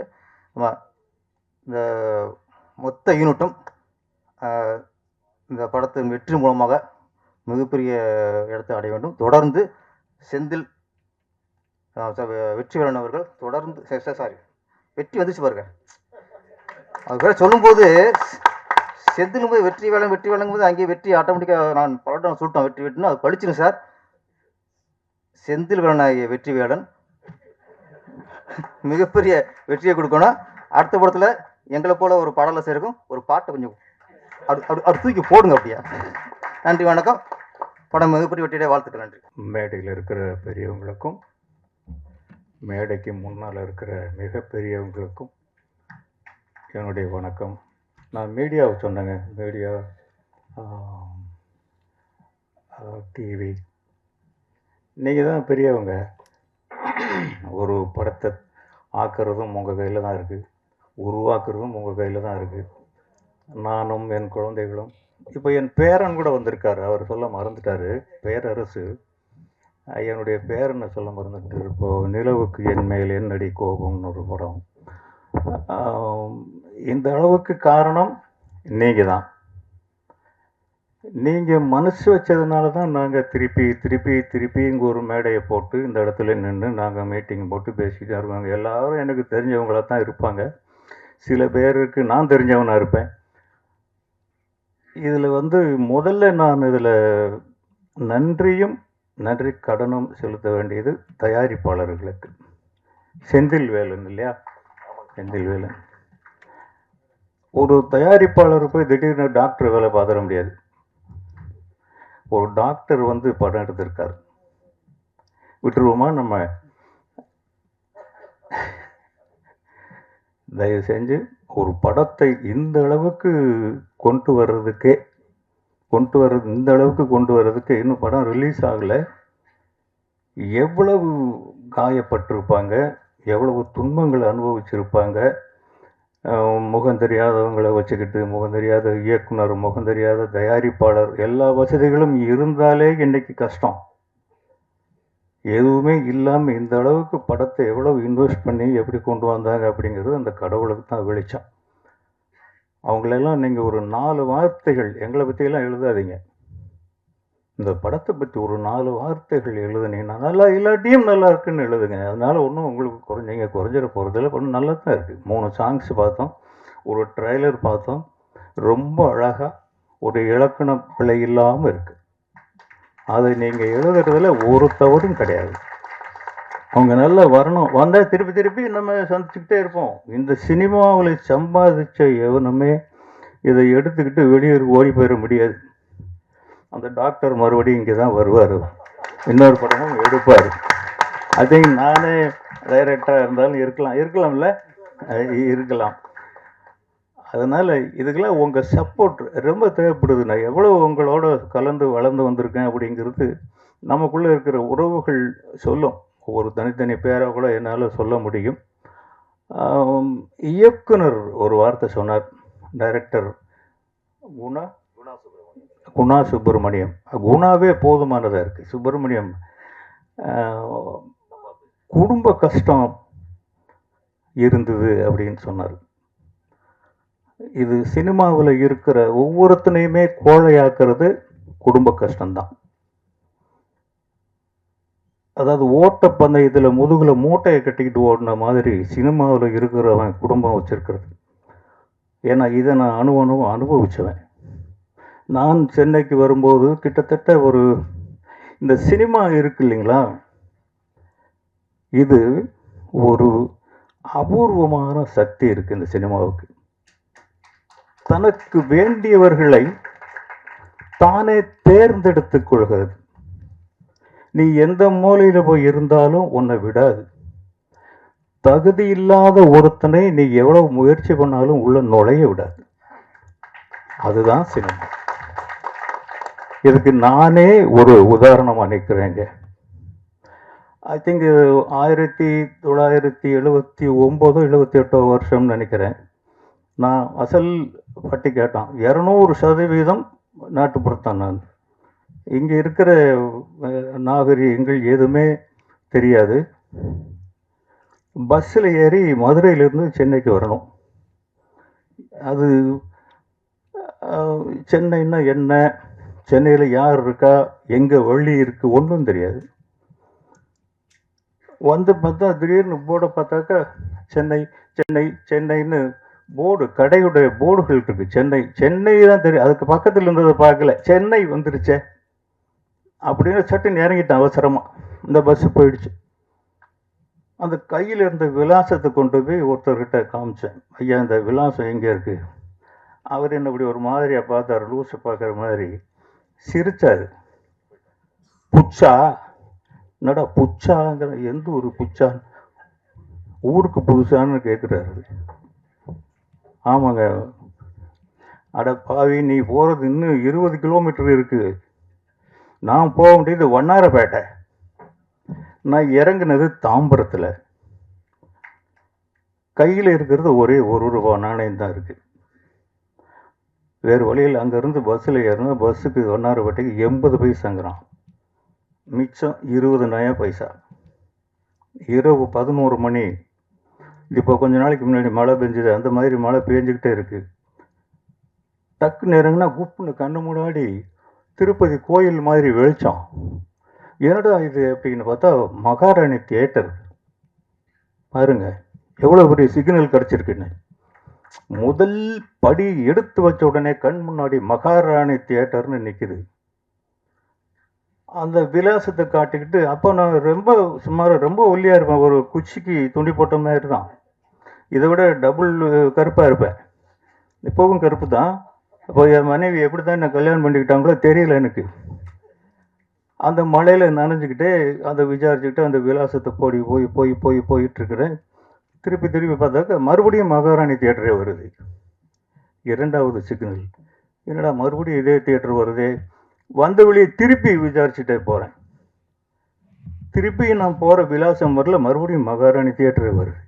இப்படி 3-4 தடவை போனால் என்னுடைய ட்ராமாவை ஒரு ரிக்ஷாக்காரர் பார்த்துக்கிட்டே இருந்தார். அவர்கிட்ட இந்த விலாசத்தை காமிச்சு, ஐயா இதில் கொண்டு போய் விடுங்க, நான் போக வேண்டிய இடம் அங்கேருந்து 100 அடி தூரம் தான் இருக்குது, அந்த மழையில் இதை நான் கண்டுபிடிக்க முடியல. அந்த ரிக்ஷாக்காரர் பார்த்து 50 பைசா கொடு அப்படின்னாரு. ஐயா இல்லையா 20 பைசா தான் இருக்குது கொடுத்தானா, சாவுகராக்கி அதுக்கு இதுன்னு என்னென்னமோ சொல்லிட்டு ஏறி குந்துன்ட்டு சரக்கு அடிக்கிற நேரத்தில் வந்துக்குது பாரு சாவுகராக்கி அப்படின்னு ஏறி உட்கார வச்சுட்டு ஏறணுன்னு இறக்கி விட்டான், இதான் இந்த அட்ரஸ் போ அப்படின்னு. ஆக ஒரு தாய் வயிற்றிலிருந்து எப்படி பிறந்தோமோ அப்படி இந்த சென்னையில் வந்து இறங்கினேன். அந்த 3 தடவை எனக்கு சிக்னல் கொடுத்த அந்த மகாராணி தியேட்டர் தான் நான் சினிமாவுக்கு வர போறேன்னு என் தலையெழுத்து எழுதுச்சுன்னு இன்னைக்கு நான் உணர்றேன். உழைப்பு, அந்த உழைப்பும் சோர்வின்மையும் நம்மக்கிட்ட இருந்துருச்சுன்னா எந்த கொம்பனாலையும் நம்மளை அசைக்க முடியாது. நம்மளுடைய நாற்காலியில் வேற எவனுமே வந்து உட்கார முடியாது. நான் உழைப்புக்கு 5 நேரம் கிடையாது. ஆனால் அதை முக்கியமாக சொல்ல மறந்துட்டேன். அப்போ என் மனைவி குழந்தை ஊரில் இருக்காங்க, இங்கே நான் சம்பாதிச்சு அவங்களுக்கு அனுப்பணும். சுற்றி வேற வேலை தான் தேடுறேன், சினிமாவுக்கு போகலை. இந்த சினிமா மாய வலை வீசி என்னை திருப்பி வாடான்னு சினிமா தான் என்னை கூப்பிடுது. நான் சினிமாவுக்கு முயற்சியே பண்ணலை. இன்னைக்கு வந்து இங்கே நின்று உங்கள் முன்னால் பேச வைக்குது. அதுதான் சினிமா. உண்ணா இதை உங்களுக்கு தான் சொன்ன இந்த கதையை நீங்கள் வந்து அதுக்காக நீங்கள் வருத்தப்பட வேண்டிய அவசியம் இல்லை. அது வாழ்க்கை. இப்போ நம்ம போராடுறது வாழ்க்கையோட வசதி இல்லையா? இந்த வசதிகள் சினிமாவில் இருக்கிற வசதிகள் வேறு எங்கேயாவது நம்ம அனுபவிக்க முடியுமா? இந்த சினிமாவுக்காக நம்ம அவ்வளவு நன்றியோடு இருக்கிறோமா? இல்லை. இன்னைக்கு படம் எடுக்கிறதுக்கு எவ்வளவு பணம் இருந்தால் எனக்கு 100 தடவை சொல்கிறாங்க எங்கள் பசங்க, நீ படம் எடுப்பான்னு. வேணாம்ப்பா, போதும். யாரையுமே இன்னைக்கு வேலை வாங்க முடியல. ஒரு படம் ஆரம்பிச்சுட்டா அந்த ப்ரொடியூசர் 2 சொட்டு கண்ணீர் விட்டாதான் அதில் வேலை செஞ்ச அத்தனை பேரும் சந்தோஷப்படுறான். எவ்வளவு இப்போ ஒரு 50 லட்சம் ஒரு படத்தில் போடுறோம்னா கிட்டத்தட்ட 15 லட்சம் அந்த படத்துக்கு போய் செலவானா ரொம்ப பெரிய விஷயமா இருக்கு. அப்படித்தான் இருக்கு. இப்படி இருந்தும் ஏதோ தைரியத்தில் இந்த டைரக்டர் உங்களை நம்ப வச்சிருக்காரு. நீங்கள் வந்து படம் எடுத்திருக்கீங்க, அப்படித்தான் நீங்கள் ஆவீங்கன்னு நான் சொல்ல வரல. நீங்கள் நல்லா வருவீங்க, நல்ல மனசு இருக்கு உங்களுக்கான கதை பாட்டு. நீங்கள் பாருங்கள், நாங்கள் வந்து பஞ்சு மிட்டாய் சீலை கட்டின்னு இன்றைக்கி கூட 2 படத்தில் என் பாட்டு ஓடுது. அந்த மாதிரி பாட்டெல்லாம் எங்களுக்கு இன்றைக்கி அந்த பாட்டு எழுதுகிற வாய்ப்பு கொடுக்க வேண்டாமா? ஏன் கொடுக்கல? நீங்களே எழுதிட்டீங்களே. அந்த மாதிரி பாடல்கள், அந்த டூயட் எழுதுனது நீங்கள் தானே? அருமையான வார்த்தைகள். அது ரொம்ப ஒரு கவிதை மாதிரி ரொம்ப அழகாக இருந்தது. ஏதாவது படம், இயக்கம், மியூசிக், அவர் ஒரு புதியவரா? 3 படம் சின்ன படங்கள் பண்ணியிருக்காரு. 3 படம் நல்ல படம். எல்லாமே சின்ன படம் தாங்க. தியேட்டரில் தான் பெரிய படம் ஆகுது. பூராமே சின்ன படம் தான். இப்போ நிறைய பெரிய படங்கள் சீக்கிரம் கொஞ்சம் சின்னதாகி போச்சு, நிறைய சின்ன படங்கள் பெருசாகி போச்சு. அதனால நல்லா பண்ணியிருக்கீங்க தம்பி, வெரி குட் மியூசிக். நான் சும்மா முகஸ்துதிக்கு சொல்லலை, ரொம்ப நல்லா பண்ணியிருக்கீங்க. ஃபோட்டோகிராஃபி நல்லா இருக்குது. கிரேடிங்கில் கொஞ்சம் கோளாறு இருக்குது போல் இருக்குது, இன்னும் கொஞ்சம் சரியாக வரல இதில். ஆமாம், படத்தில் வந்துடும்னு நினைக்கிறேன். அது ட்ரெய்லருக்காக கொஞ்சம் அவசரத்துக்கு எல்லாம் பண்ணுறது தான். நாங்களும் அதெல்லாம் பண்ணி தான் வந்திருக்கோம். அப்படி பண்ணுறது தான். நீங்கள் பட்ட கஷ்டங்களுக்கு, அதனால் நீங்கள் முதல்ல குடும்பம் இருக்குன்னு வருத்தப்படாதீங்க. முதல்ல கொஞ்சம் உங்களுக்கு என்னென்ன வயசு? சரி, அது ஒன்றும் பெரிய விஷயம் கிடையாது. ஏன்னா டைரக்டர் ஆகும்போது 39 வயசில் தான் நான் என்றாசாவன் மனசிலே படம் எடுத்தேன். எனக்கு கடவுள் ஒரு அனுகிரகம் என்ன கொடுத்தான்னா, இளையராஜாங்கிற ஒரு வரப்பிரசாதம் கிடைச்சது எனக்கு. அந்த காலத்தில் ஒரு மிடில் ஏஜ் கதை, அது ஒரு ஃப்ளூ கேட்டாந்தி வால், இப்படியும் அப்படியுமான படம் தான் அது. அந்த காலத்தில் இளையராஜாங்கிற ஜாம்பவான் கிடைச்சாரு. ராஜ்கிரன்கிற ஒரு இஸ்லாமிய கடவுள் எனக்கு வரம் கொடுத்தாரு. இதெல்லாம் மீறி அந்த படம் ஜெயிச்சதுன்னா அந்த படத்தை ரசிக்கிற ஆடியன்ஸ் அன்னைக்கு இருந்தாங்க. இன்னைக்கு எடுத்தால் ஓடாது அது. பட் இன்னைக்கு ஜனங்களுக்கு என்ன தேவை அப்படிங்கிறது இப்போ படம் எடுக்கிறவங்களுக்கு தான் வெளிச்சம், உங்களுக்கு தான் வெளிச்சம். 42ங்கிற வயசு நான் ஒன்றும் வெளியே சொல்லலை. அதனால் நீங்கள் நல்லா வருவீங்க. வேற என்ன சொல்கிறது, தயவு செஞ்சு மறுபடியும் நான் உங்ககிட்ட தான் வரேன். இந்த படத்தை பற்றி குறைகள் இருந்தாலும் கூட, குறைகள் எனக்கு தெரிஞ்ச குறைகள் இல்லை, குறைகள் இருக்குன்னு சொன்னால் அது மேதாவித்தனம் தான்.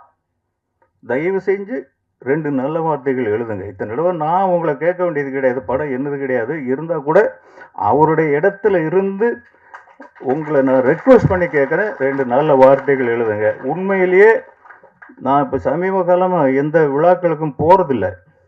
ஃபஸ்ட்டு யாரோ ஒருத்தர் பேசினார், நான் சோன் பேசுகிறேன், ஒரு பேர் மறந்துருச்சு, இல்லை நீங்கள் இயக்குனர் பேச சொல்லுங்கன்னு. அப்புறம் யாரோ ஒருத்தர் பேசினார், இல்லை இயக்குனரை பேச சொல்லுங்கள். அப்புறம் இயக்குனரே பேசினார். நான் இங்கே வந்ததுக்கு காரணமே இது ஒரு சின்ன படம். நம்மளும் ஒரு காலத்தில் இப்படி இருந்து தான் வந்தோம். ஒரு சின்ன படத்துக்கு போய் 4 வார்த்தைகள் சொன்னால் மீடியா அப்புறம் நமக்கு தெரிஞ்சவங்களாக இருப்பாங்க, அவங்கக்கிட்ட நம்ம போய் ரெக்வெஸ்ட் பண்ணுவோம் அப்படிங்கிற ஒரு நல்ல எண்ணத்தில் தான் இங்கே வந்திருக்கேன்.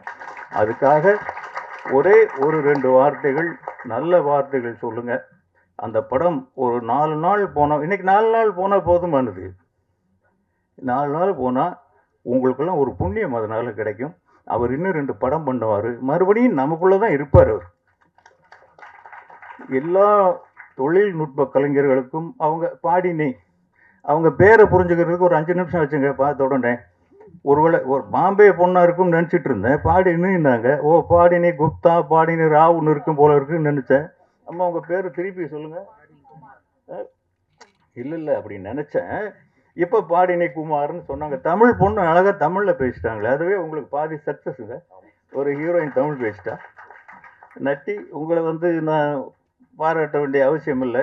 இப்போ கீழே பேசிகிட்டு இருக்கும்போது அவர் தான் இந்த கதையை பற்றி சொன்னார். நான் என்னங்க சீசான்னு நான் சீசான்னா தமிழ் இன்னொன்று இருக்குது, பாட்டிலு. அப்படி தான் நான் புரிஞ்சுக்கிட்டேன். சீசான்னா அப்படி தான் ஒரு மீனிங் இருக்கும் போல் இருக்கு அப்படின்னு. அவர் ஒரு அருமையான கதை சொன்னாருங்க. வாழ்க்கையில் இது வரைக்கும் நான் கேட்டதும் இல்லை, எந்த படத்துலையும் பார்த்ததும் இல்லை. அப்படி ஒரு லைன் அது. ஒரு மருத்துவர் தன்னுடைய அனுபவங்களை, அதாவது தன்னுடைய அனுபவம்னு ஒரு வாழ்க்கையில் பட்ட அனுபவம் இல்லை, சொசைட்டியில் சந்திச்ச அனுபவங்களை கலெக்ட் பண்ணி இது பொதுமக்களுக்கு போய் சேரணும், பணம் சம்பாதிக்கணுங்கிறது இல்லை. அதுக்காக யாரும் பணம் கொடுக்காம படத்தை ரிலீஸ் பண்ண போகிறதில்ல. அந்த பொதுமக்களுக்கு அந்த அனுபவங்கள் போய் சேரணுங்கிற ஒரு ஆராய்ச்சி தான் அந்த படம். அவர் சொல்லும்போது கேட்கும்போதே பயமாக இருக்குது. அவர் படத்தில் இருந்து, ஆனால் ட்ரெய்லர்லேயும் அதில் அது தெரியல, படத்தில் தெரியும்னு நினைக்கிறேன். இங்கே வந்திருக்கிற எல்லாருக்கும் நன்றி.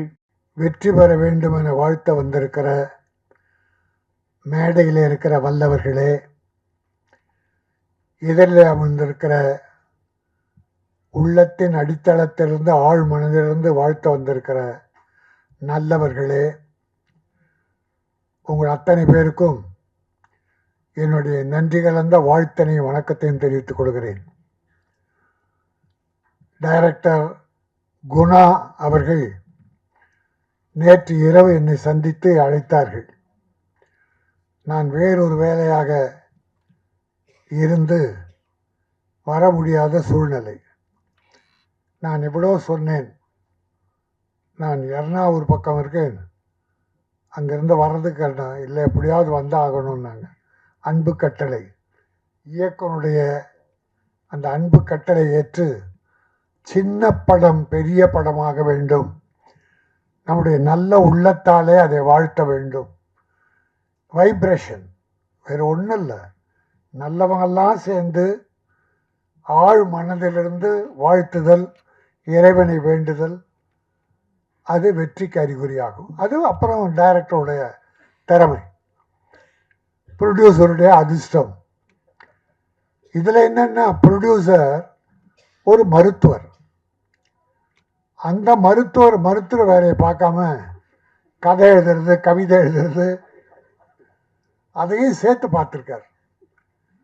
அப்போது ஒரு பேஷண்ட் போகிறார், போகும்போது நல்ல மாதிரியாக பேசி பழகி, அப்போது டாக்டருடைய குணம் தெரியுது. எந்த பேஷண்ட் போனாலும் அவங்களோட மனசு விட்டு பேசி அவங்களுடைய பிரச்சனைகளை தெரிந்து முடிந்தால் உதவி பண்ணுறது, இல்லைன்னா நோய் தீர்க்கிறது. ஓ, மனநல மருத்துவரா? ரொம்ப மகிழ்ச்சி. அதான் உங்கள் மனம் நலமடைய அவர் வாழ்த்திருக்கிறார். இன்னைக்கு இந்த உலகத்தில் எவ்வளோ பார்க்குறோம். நண்பர்களையோ நம்பியவர்களையோ துரோகம் செய்து மோசம் செய்து தான் பார்த்திருக்கிறோம். ஆனால் நோய் தீர்க்க போனவரை அவர் குறையறிந்து நோயையும் தீர்த்து அவர் வாழ்க்கையிலுடைய அந்த கஷ்டத்தையும் போக்குவதற்கு, அவருடைய எண்ணத்தை நிறைவேற்றுவதற்கு ஒரு பட தயாரிப்பாளரானது உலக அதிசயம். அது அந்த நல்ல மனம் வாழ்க, செந்தில்நாதன் நாடு போற்ற வாழ்க. சீசா சீசா எப்படி வித்தியாசம்னா, பொருளாதாரத்தில் உயர்ந்தவங்க உயர இருப்பாங்க, தாழ்ந்தவங்க கீழே இருப்பாங்க. வெயிட் அதிகமாக இருக்கவன் கீழே இருப்பான், வெயிட்டு குறைவாக இருக்கவன் மேலே இருப்பாங்க. சீசா வெயிட்டானவங்களை கீழே இறக்கும், லேசானவங்களை மேலே ஏற்றும். அதான் ஏற்றம் இறக்கும் சீசா. உங்களுக்கு தஞ்சாவூர் பொம்மையை பற்றி தெரியும். தஞ்சாவூர் பொம்மை எப்படி போட்டாலும் கீழே கவுத்து போட்டாலும் நிமிந்துடும். நம்ம கவுத்து போட்டோன்னு வச்சுங்க, அது வழக்கம் வந்து நின்றுடும். அதுதான் வாழ்க்கை. அது வாழ்க்கையின் பெரிய தத்துவத்தை சொல்றது. நீ யார் உனக்கு துரோகம் செய்து உன்னை கவிழ்த்தாலும் நீ உன் திறமையால் நிமிர்ந்து நெல். நம்ம தான் நம்மளை காப்பாற்றிக்கணும். அடுத்தவங்க காப்பாற்றுவோன்றது செந்தில்நாதன், டாக்டர் செந்தில்நாதன் மாதிரி எல்லாரும் வர முடியாது. கூட இருந்த குழி பறிக்கிறோம் எவ்வளோ பேர் இருக்காங்க. ஆக டாக்டர் செந்தில்நாதன் ஒரு தெய்வ பிறவியா நம்முடைய குணாவுக்கு கிடைச்சிருக்காரு. உங்களுக்கு நம்ம நாட்டில் சொல்லுவாங்க, இந்தியாவில் தான் சொல்லுவாங்க, சில உதாரணங்கள்லாம் இந்தியாவில் பிரமாணமாக கண்டுபிடிப்பாங்க. இந்த நண்டு கதை சொல்லுவாங்க. இந்திய நண்டு ஒரு டப்பாவில் போட்டு வச்சிங்கன்னா, ஒரு நண்டு ஏறிச்சுன்னா கீழே நண்டு அது காலை இழுத்து இழுக்குமா. அது முன்னேற முடியாமல் மேலே ஏற முடியாமல் இழுத்துறோம். அதுபோல் தமிழன் இந்தியன் ஒரு நண்பன் முன்னேறினா அவனை காலை பிடிச்சி இழுத்துருவான்னு சொல்லுவாங்க. அதெல்லாம் போய் அது இந்தியானா உருவாக்குது. அது ஒரு கேவலமான புத்தி இந்தியனுக்கு உண்டு. நம்மை நாம் தாழ்த்தி கொள்வதிலே நமக்கு பெரிய பெருமை உண்டு.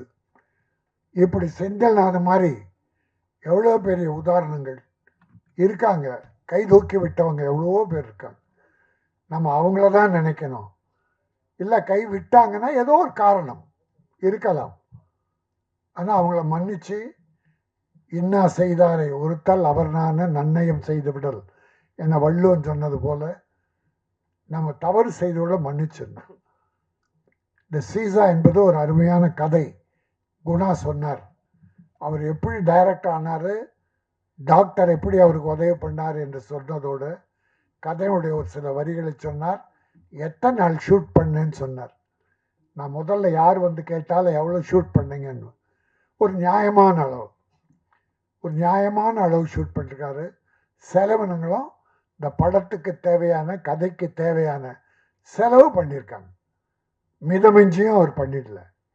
ஆக அப்படி ஒரு நல்ல டைரக்டர் தமிழுக்கு கிடைத்திருக்காரு. அவரை டாக்டர் அறிமுகப்படுத்தியிருக்கார். ஆகவே இந்த தமிழ் சார்ந்து ஒரு சின்ன ஒரு தமாஷா ஒன்று மட்டும் சொல்லிட்டு முடிச்சுக்கிறேன்.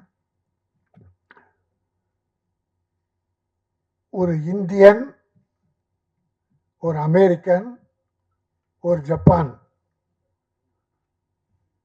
இந்த 3 பேரும் ஒரு விமானத்தில் போகிறாங்க. விமானத்தில் மற்றவங்களும் இருக்கிறாங்க. விமானம் தாங்காமல் தடுத்தம் ஆடுது. இப்போ யாராவது ஒருத்தர் குதிச்சா இந்த விமானத்தை காப்பாற்றலாம் அப்படின்போது 3 பேர் கடவுளை வேண்டிக்கிறாங்க. கடவுளே, என் இந்தியாவை காப்பாற்று.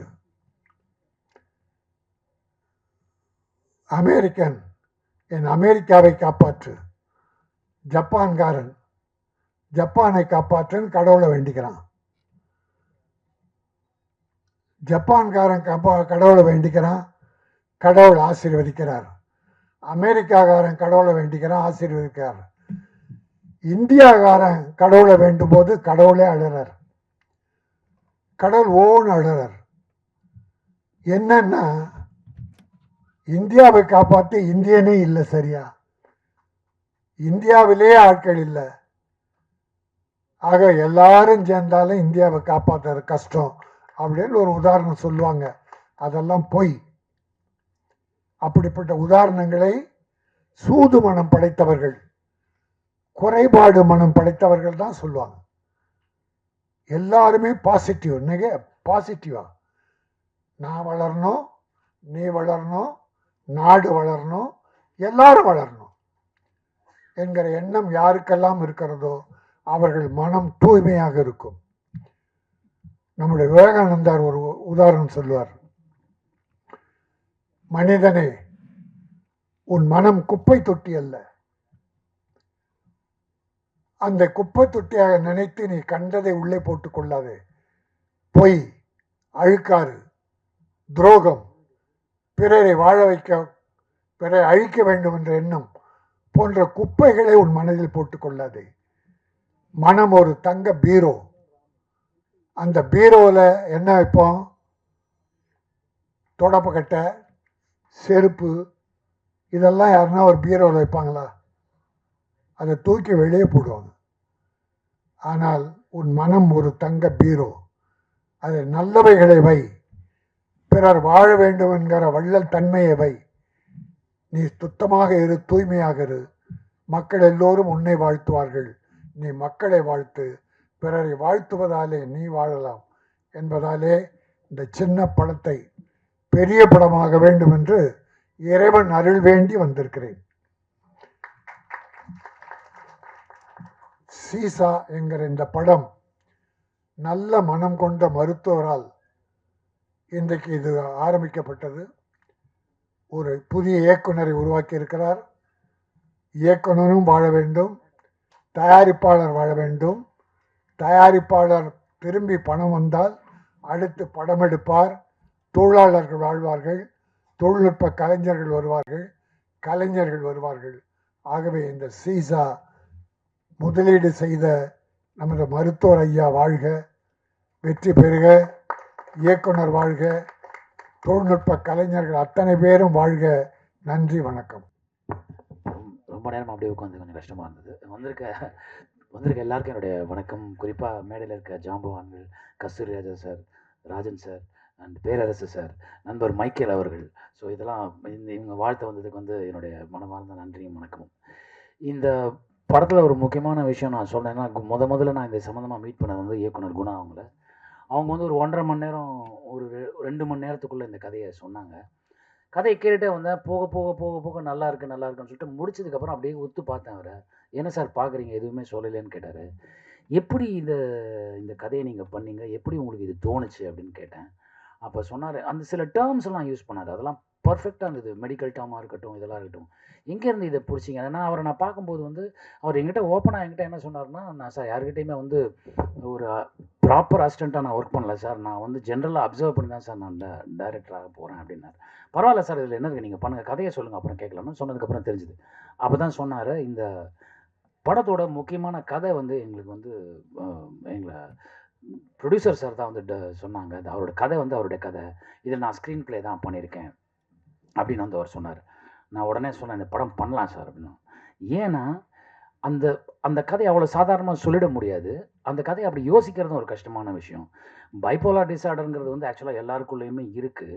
அது ஆழ் மனசில் போய் உங்களை சிதைக்கும் போது உங்களுடைய வெளிப்பாடு உங்களுக்கு என்ன நடக்குதுன்னு உங்களுக்கு தெரியாது. அது என்ன ஆகும், எப்படி கடத்தும் ஒரு மனிதனை, எந்த இடத்துக்கு கடத்தும் ஒரு விஷயம் இருக்குது. அது எதில் வேணாலும் வரலாம். உதாரணத்துக்கு இந்த படம் ஷூட்டிங் நடக்கும்போது குணா அவர்களுக்கு ரொம்பவே உடம்பு சரியில்லாமல் போச்சு. பட் அவர் வந்து அதையும் மீறி லொக்கேஷனில் இருந்து தனக்கு உடம்பு சரியில்லை அப்படி வந்து ஷூட்டிங் பண்ணிகிட்டே இருந்தார். நான் கூட கேட்டேன், வேணா ஒரு வாரம் பிரேக் எடுத்துக்கோங்க, நீங்கள் வேறு ஏதாவது பிரச்சனை வந்துட போகுது, நீங்கள் டாக்டர் ஒரு தடவை பார்த்துங்கன்னார். அப்புறமா ஒரு ஒரு 4-5 நாள் பிரேக் எடுத்துக்கிட்டு அவருடைய இன்னொரு நண்பர் வந்து அந்த போர்ஷன்ஸ் வந்து டைரக்ட் பண்ணாங்க. ஸோ அந்த அந்த அப்போ நான் பார்க்கும்போது எனக்கு இந்த கதையை கேட்டோன்னா தான் ஞாபகம் வந்தது. அந்த பைபோலார் டிசீஸ் அப்படிங்கிறது மட்டும் இல்லை, இப்படி ஒரு நம்மளுக்குள்ள ஒரு மனச்சிதைவு ஏற்படுற எல்லாமே வந்து ஒரு ரிஸ்கான விஷயம்தான். அவர் அது எங்கே நான் என்னால் ஷூட்டிங் நின்றுமோ அப்படிங்கிற பயத்தில் உருவானது தான் அவருக்கு. அது தனக்குத்தானே அந்த அந்த இதை டெவலப் பண்ணிக்கிட்டாரு. ஸோ முக்கியமான விஷயம் இந்த கதை. ஏன்னா இது வந்து சொசைட்டியில் இப்படி ஒரு ப்ராப்ளம் இருக்குங்கிறது வந்து நிறைய பேருக்கு தெரியாது. ஒரு காலத்தில் சில மலையாள படங்களில் தான் நான் அந்த மாதிரி பார்த்துருக்கேன். அப்படி இந்த மாதிரி விஷயத்தை ஹேண்டில் பண்ணது வந்து கொஞ்சம் ரொம்ப நாளைக்கு முன்னாடி வந்து ரொம்ப லைட்டாக ஹேண்டில் பண்ணியிருப்பாங்க. மனசுக்குள் மத்தாப்புன்னு ஒரு படம். பட் இதோட கோர் டீட்டெயிலை வந்து சொல்லும். இது சொசைட்டிக்கு மிக முக்கியமான தேவையான ஒரு விஷயம். ப்ரொடியூசர் செந்தில்வேலன் சார் வந்து இன்னும் 5-6 கதைகள் வச்சுங்க சார், எல்லா கதையிலையுமே நடிக்கிறேன் சார், கவலைப்படாதீங்க சார். அதே மாதிரி பேரரசு சார் கண்டிப்பாக நான் சினிமாட்டோகிராஃபி பண்ணிடுறேன் சார், 2025 பண்ணுறேன் சார். நான் ஒரு நல்ல கதைக்காக வெயிட் பண்ணிட்டுருக்கேன் சார். அந்த கதையை நான் தோளில் சுமக்கக்கூடிய மாதிரி இருந்ததுன்னா என்னால் பண்ண முடியும் சார். அந்த இதுக்காக தான் சார். ஏன்னா இவ்வளோ படங்கள் பண்ணிட்டோம், அதுக்கப்புறம் ஜஸ்ட் ரோல் கேமரா அதில் எனக்கு காசு கொடுக்குறாங்கன்னு பண்ணுறது வந்து என் தொழிலுக்கு நான் நடத்துகிற ஒரு கஷ்டமான ஒரு விஷயமாக தான் பார்க்குறேன். அது அதனால தான் நல்ல கதைக்காக வெயிட் பண்ணுறேன் சார். அதே மாதிரி நல்ல கதையை வந்து சொல்கிறார் குணாசூரன் மாதிரி டைரக்டர்ஸ். அது வந்து நான் எப்படி வந்து வேண்டான்னு சொல்கிறதுன்னு எனக்கு தெரியவே இல்லை. அஃப்கோர்ஸ் நான் ஒரு போலீஸ் ஆஃபீஸர் தான், இதுக்கு முன்னாடி போலீஸ் ஆஃபீஸராக பண்ணியிருக்கேன். பட் இந்த போலீஸ் ஆஃபீஸர்கிட்ட ஒரு ஒரு ஒரு இம்பார்ட்டண்ட்டான ஒரு விஷயத்த சொல்லி அந்த விஷயத்தை கடத்துறாரு பாருங்க, அது எனக்கு ரொம்ப பிடிச்சிருந்தது. குணா அவர்கிட்ட எனக்கு பிடிச்ச விஷயமா அவருடைய தமிழ். குணா வந்து ஆக்சுவலாக மல்டி டேலண்டட் பர்சன். அவரால் பார்த்தவங்கள படம் வரைய முடியும். அவர் ஒரு நல்ல டான்ஸர். அவருக்கு நல்ல இசை அறிவு இருக்குது. நல்ல பாடல்களை மென்ஷன் பண்ணி சொல்லுவார். சில நேரத்தில் சீனாக இருக்கும்போது இந்த பர்டிகுலர் சீனில் எனக்கு இப்படி ஒரு விஷயம் நடந்தால் நல்லாயிருக்கும் சார் அப்படின்னு அவரே யோசித்து சொல்லுவார். அதை நம்ம கம்பேர் பண்ணி பார்க்கும்போது நீங்கள் நினைக்கிற மாதிரி இது வந்துருமா சார் நான் கேட்டிருக்கேன். அவ்வளோ வந்து ஒரு சென்சிபிளான பர்சன். அதோடு இல்லாமல் என் கூட நடித்த நண்பர்கள் ருசோ, நிஷாந்த் ரோசோ வந்து ஆக்சுவலாக இந்த படத்தை பொறுத்த வரைக்கும் இந்த படத்தில் கதாநாயகனே கிடையாது சார். இந்த கதை தான் இந்த படத்துடைய கதாநாயகன். அதில் முக்கியமான விஷயம் என்னென்னா எல்லாமே கதாபாத்திரங்கள் தான் சார். அவரோட அந்த ரோலை எனக்கு கொடுத்துருந்தாருன்னா தெரிச்சு ஓடிட்டு இருப்பேன், நான் வரவே இல்லை இந்த விளையாட்டுக்குன்னு. அவ்வளோ அருமையாக பண்ணியிருந்தார் அந்த ரோலை. அதை பண்ணுறது ரொம்ப கஷ்டம். ஒவ்வொரு ஸ்டாண்ட்ஸ்க்குமே நீங்கள் வந்து எக்ஸ்பிரஷனை மாற்றணும், பாடி லாங்குவேஜை மாற்றணும், பல கஷ்டங்கள் இருக்குது. உங்களை ஆக்சுவலாக வந்து பைபோலார் டிசீஸால் பாதிக்கப்பட்ட மனிதராகவே அவர் வாழ்ந்துட்டாருன்னு அந்த படத்தில் சொல்லணும். அதே மாதிரி பாடினி குமார், அவங்களுக்கு இது 2வது படமோ என்னவோ தான். அவங்க வந்து அவங்களுக்கு எனக்கு ஸ்க்ரீன் ஷேர் பண்ண முடியலனாலும் அவங்களோட ஃபுட்டேஜ் நான் பார்த்தேன். எப்படி இவ்வளோ ஃபாஸ்ட்டாக பண்ணாங்க, எவ்வளோ டைம் எடுத்து டேரக்டர் கிடையாது ஒரு 7 டேக் ஒன்று இல்லை சார், ஒரே டேக்கில் முடிச்சிட்டாங்க சார் அவங்க எல்லாத்தையும். அவ்வளோ அருமையாக பண்ணியிருந்தாங்க. 2வது அவங்க தமிழ் ரொம்ப அருமையான தமிழ். இந்த பாடினின்னா என்ன நிறைய பேருக்கு காக்கை பாடினியான்னு கேள்விப்பட்டிருக்கீங்க இல்லையா, அந்த பாடினி தான் அவங்க, அப்படி வச்சுக்கிங்களா நீங்கள். ஸோ அதாவது சில விஷயங்கள் வந்து சில பேர்கிட்ட ரொம்ப ஒரு கஸ்தூரிராஜா சார் எனக்கு ரொம்ப பிடிச்ச விஷயம் அப்படின்னா, நம்ம டேலண்ட்டாக இருக்கோங்கிறது வந்து வேறு விஷயம். அந்த டேலண்ட்டை ஐடென்டிஃபை பண்ணுறதுன்னு இருக்குல்ல, கஸ்தூரிராஜா சார் தான் தமிழ் சினிமாவில் வந்து ஐடென்டிஃபை பண்ணி பல பேர் இன்ட்ரடியூஸ் பண்ணி வச்சுருக்காரு. அதே மாதிரி வந்து பேரரசு சார், அவர்கிட்ட வந்து எப்போவுமே ஒரு அவருடைய படங்கள் பார்த்தீங்கன்னா படப்படன்னு இருக்கும், ஆனால் அந்த எமோஷன் செம்ம ஸ்ட்ராங்காக இருக்கும். அதுதான் வந்து அவரோட பெரிய ப்ளஸ், பேரரசு சாருடைய ப்ளஸ். ஸோ இந்த மாதிரி ஒவ்வொருத்தரும் வந்து மைக்கேல் போகுமிடம் இது தூரமில்லை எனக்கு ரொம்ப பிடித்த படங்கள் ஒன்று Michael sir. And that is really great. இந்த மாதிரியான சில விஷயங்கள்லாம் ஒவ்வொருத்தருக்கு நம்ம கற்றுக்குறோம். ஸோ அந்த மாதிரி இதுலேருந்து நிறையா விஷயங்கள் நான் கற்றுக்கிட்டேன். கூடிய சீக்கிரம் இந்த சரண் இந்த படத்தை ஆக்சுவலாக சொன்னார்ல ப்ரொடியூசர் சார் வந்து தீபாவளி பேண்ட்டை பொங்கலுக்கு கொடுக்குறாருன்னு. ஆனால் இந்த கதைக்கு வந்து அவர் அந்த மியூசிக் அவ்வளோ யோசிக்கிறதுக்கு டைம் இல்லைன்னா பண்ணுறது ரொம்ப கஷ்டம் சார். எல்லாராலையும் ராஜா சார் இட முடியாது பார்த்த உடனே சீன் மியூசிக் போடுறதுக்கு. ஆனால் நீங்கள் ரொம்ப அருமையாக எஃபர்ட் எடுத்து பண்ணிட்டீங்க brother. Same with cinematographers Perumal and Manivannan ரொம்ப அருமையாக பண்ணியிருந்தாங்க. எல்லா டெக்னீஷியனும் சரி. அண்ட் முக்கியமான விஷயம் மேடம் சுகுணா மேடம் வந்து அவங்க வந்து ஆஸ் அன் எக்ஸிக்யூட்டிவ் ப்ரொடியூசராக அவங்களுக்கு சினிமா வந்து தூரம் இருந்து பார்க்குறாங்கன்னு நினச்சேன். ஆக்சுவலாக ரொம்ப சீக்கிரமே அவங்க அதை கற்றுக்கிட்டாங்க. ஒரு வாரத்துலேயே அவங்களுக்கு இந்த டேர்ம் டெர்மாலஜிலாம் புரிஞ்சு போச்சு. ஸோ ஈஸியாக ஹேண்டில் பண்ண ஆரம்பிச்சிட்டாங்க. அதுக்கு ப்ரொடக்ஷனுக்கு ரொம்ப தேங்க்ஸ் சொல்லணும். And as well assistant directors இந்த ஸ்கிரிப்டை ஹேண்டில் பண்ணுறது கஷ்டமான ஒரு விஷயங்க. அவங்க எல்லோரும் அதுக்கடுத்த எஃபர்ட்டு. அண்ட் அதே நேரத்தில் இந்த ஒரு கிவன் பட்ஜெட்டில் ஒரு படத்தை பண்ணணும், அது கிவன் டேஸ்க்குள்ளே முடிக்கணுங்கிற ஒரு நிர்பந்தம் இவங்ககிட்ட இருந்தது. பட் அந்த நிர்பந்தத்தை வந்து ரொம்ப சர்வசாதாரணமாக கடந்து போனாங்க. இது யார்கிட்டையுமே அசிஸ்டன்ட் டைரக்டராக ஒர்க் பண்ணாத ஒரு குணா சுப்ரமணியம் வந்து இவ்வளோ அழகாக எக்ஸிக்யூட் பண்ணுவார்னு எனக்கு தெரியவே தெரியாது. எங்கிட்ட ஒரு கதை சொல்லும்போது கூட கட் பண்ணா சார் க்ளோஸில் கேமரா என்ன ஆகுதுன்னா அங்கேருந்து புல் பேக் பண்ணா இங்கேருந்து ட்ராலி இப்படி போகணும் அப்படிலாம் சொல்லுவாங்க. அவர் அப்படிலாம் சொல்லவே இல்லை, நார்மலாக கதையாக சொன்னார். அதுவே எனக்கு ரொம்ப பிடிச்சிருந்தது. ஸோ அசிஸ்டன்ட் கேமராமேன்ஸ் எல்லாரும் வந்து ரொம்ப அழகாக ஒர்க் பண்ணாங்க. இந்த படம் வெற்றி அடையும்னு நான் நம்புகிறேன். அந்த படத்தை நீ எடுத்து போய் சேர்க்குறது வந்து உங்கள் கையில் இருக்குது. நீங்கள் தயவு செஞ்சு எடுத்து போய் சேர்த்துருங்க. Thank you so much. பி பாடல். Thank you. Thank you thank you. Aadesh Bala அடிக்கடி வந்துடுறாங்க எல்லாரும். அவர் வேறு ஓவர்லேப்பில் நின்றுருக்காரு. ரொம்ப அருமையான ஒரு ஆர்டிஸ்ட்டுங்க. சில விஷயங்களை வந்து எஸ்ஐயா பண்ணுறது வந்து கஷ்டமான ஒரு விஷயம். அதாவது அவருக்கு கொடுக்கப்பட்ட ஒரு லிமிட்டேஷனை அதை அழகாக அந்த பேரிகேட்டிவால் உடச்சி பண்ணார் பாருங்கள். அதனால் மறக்கவே முடியாது.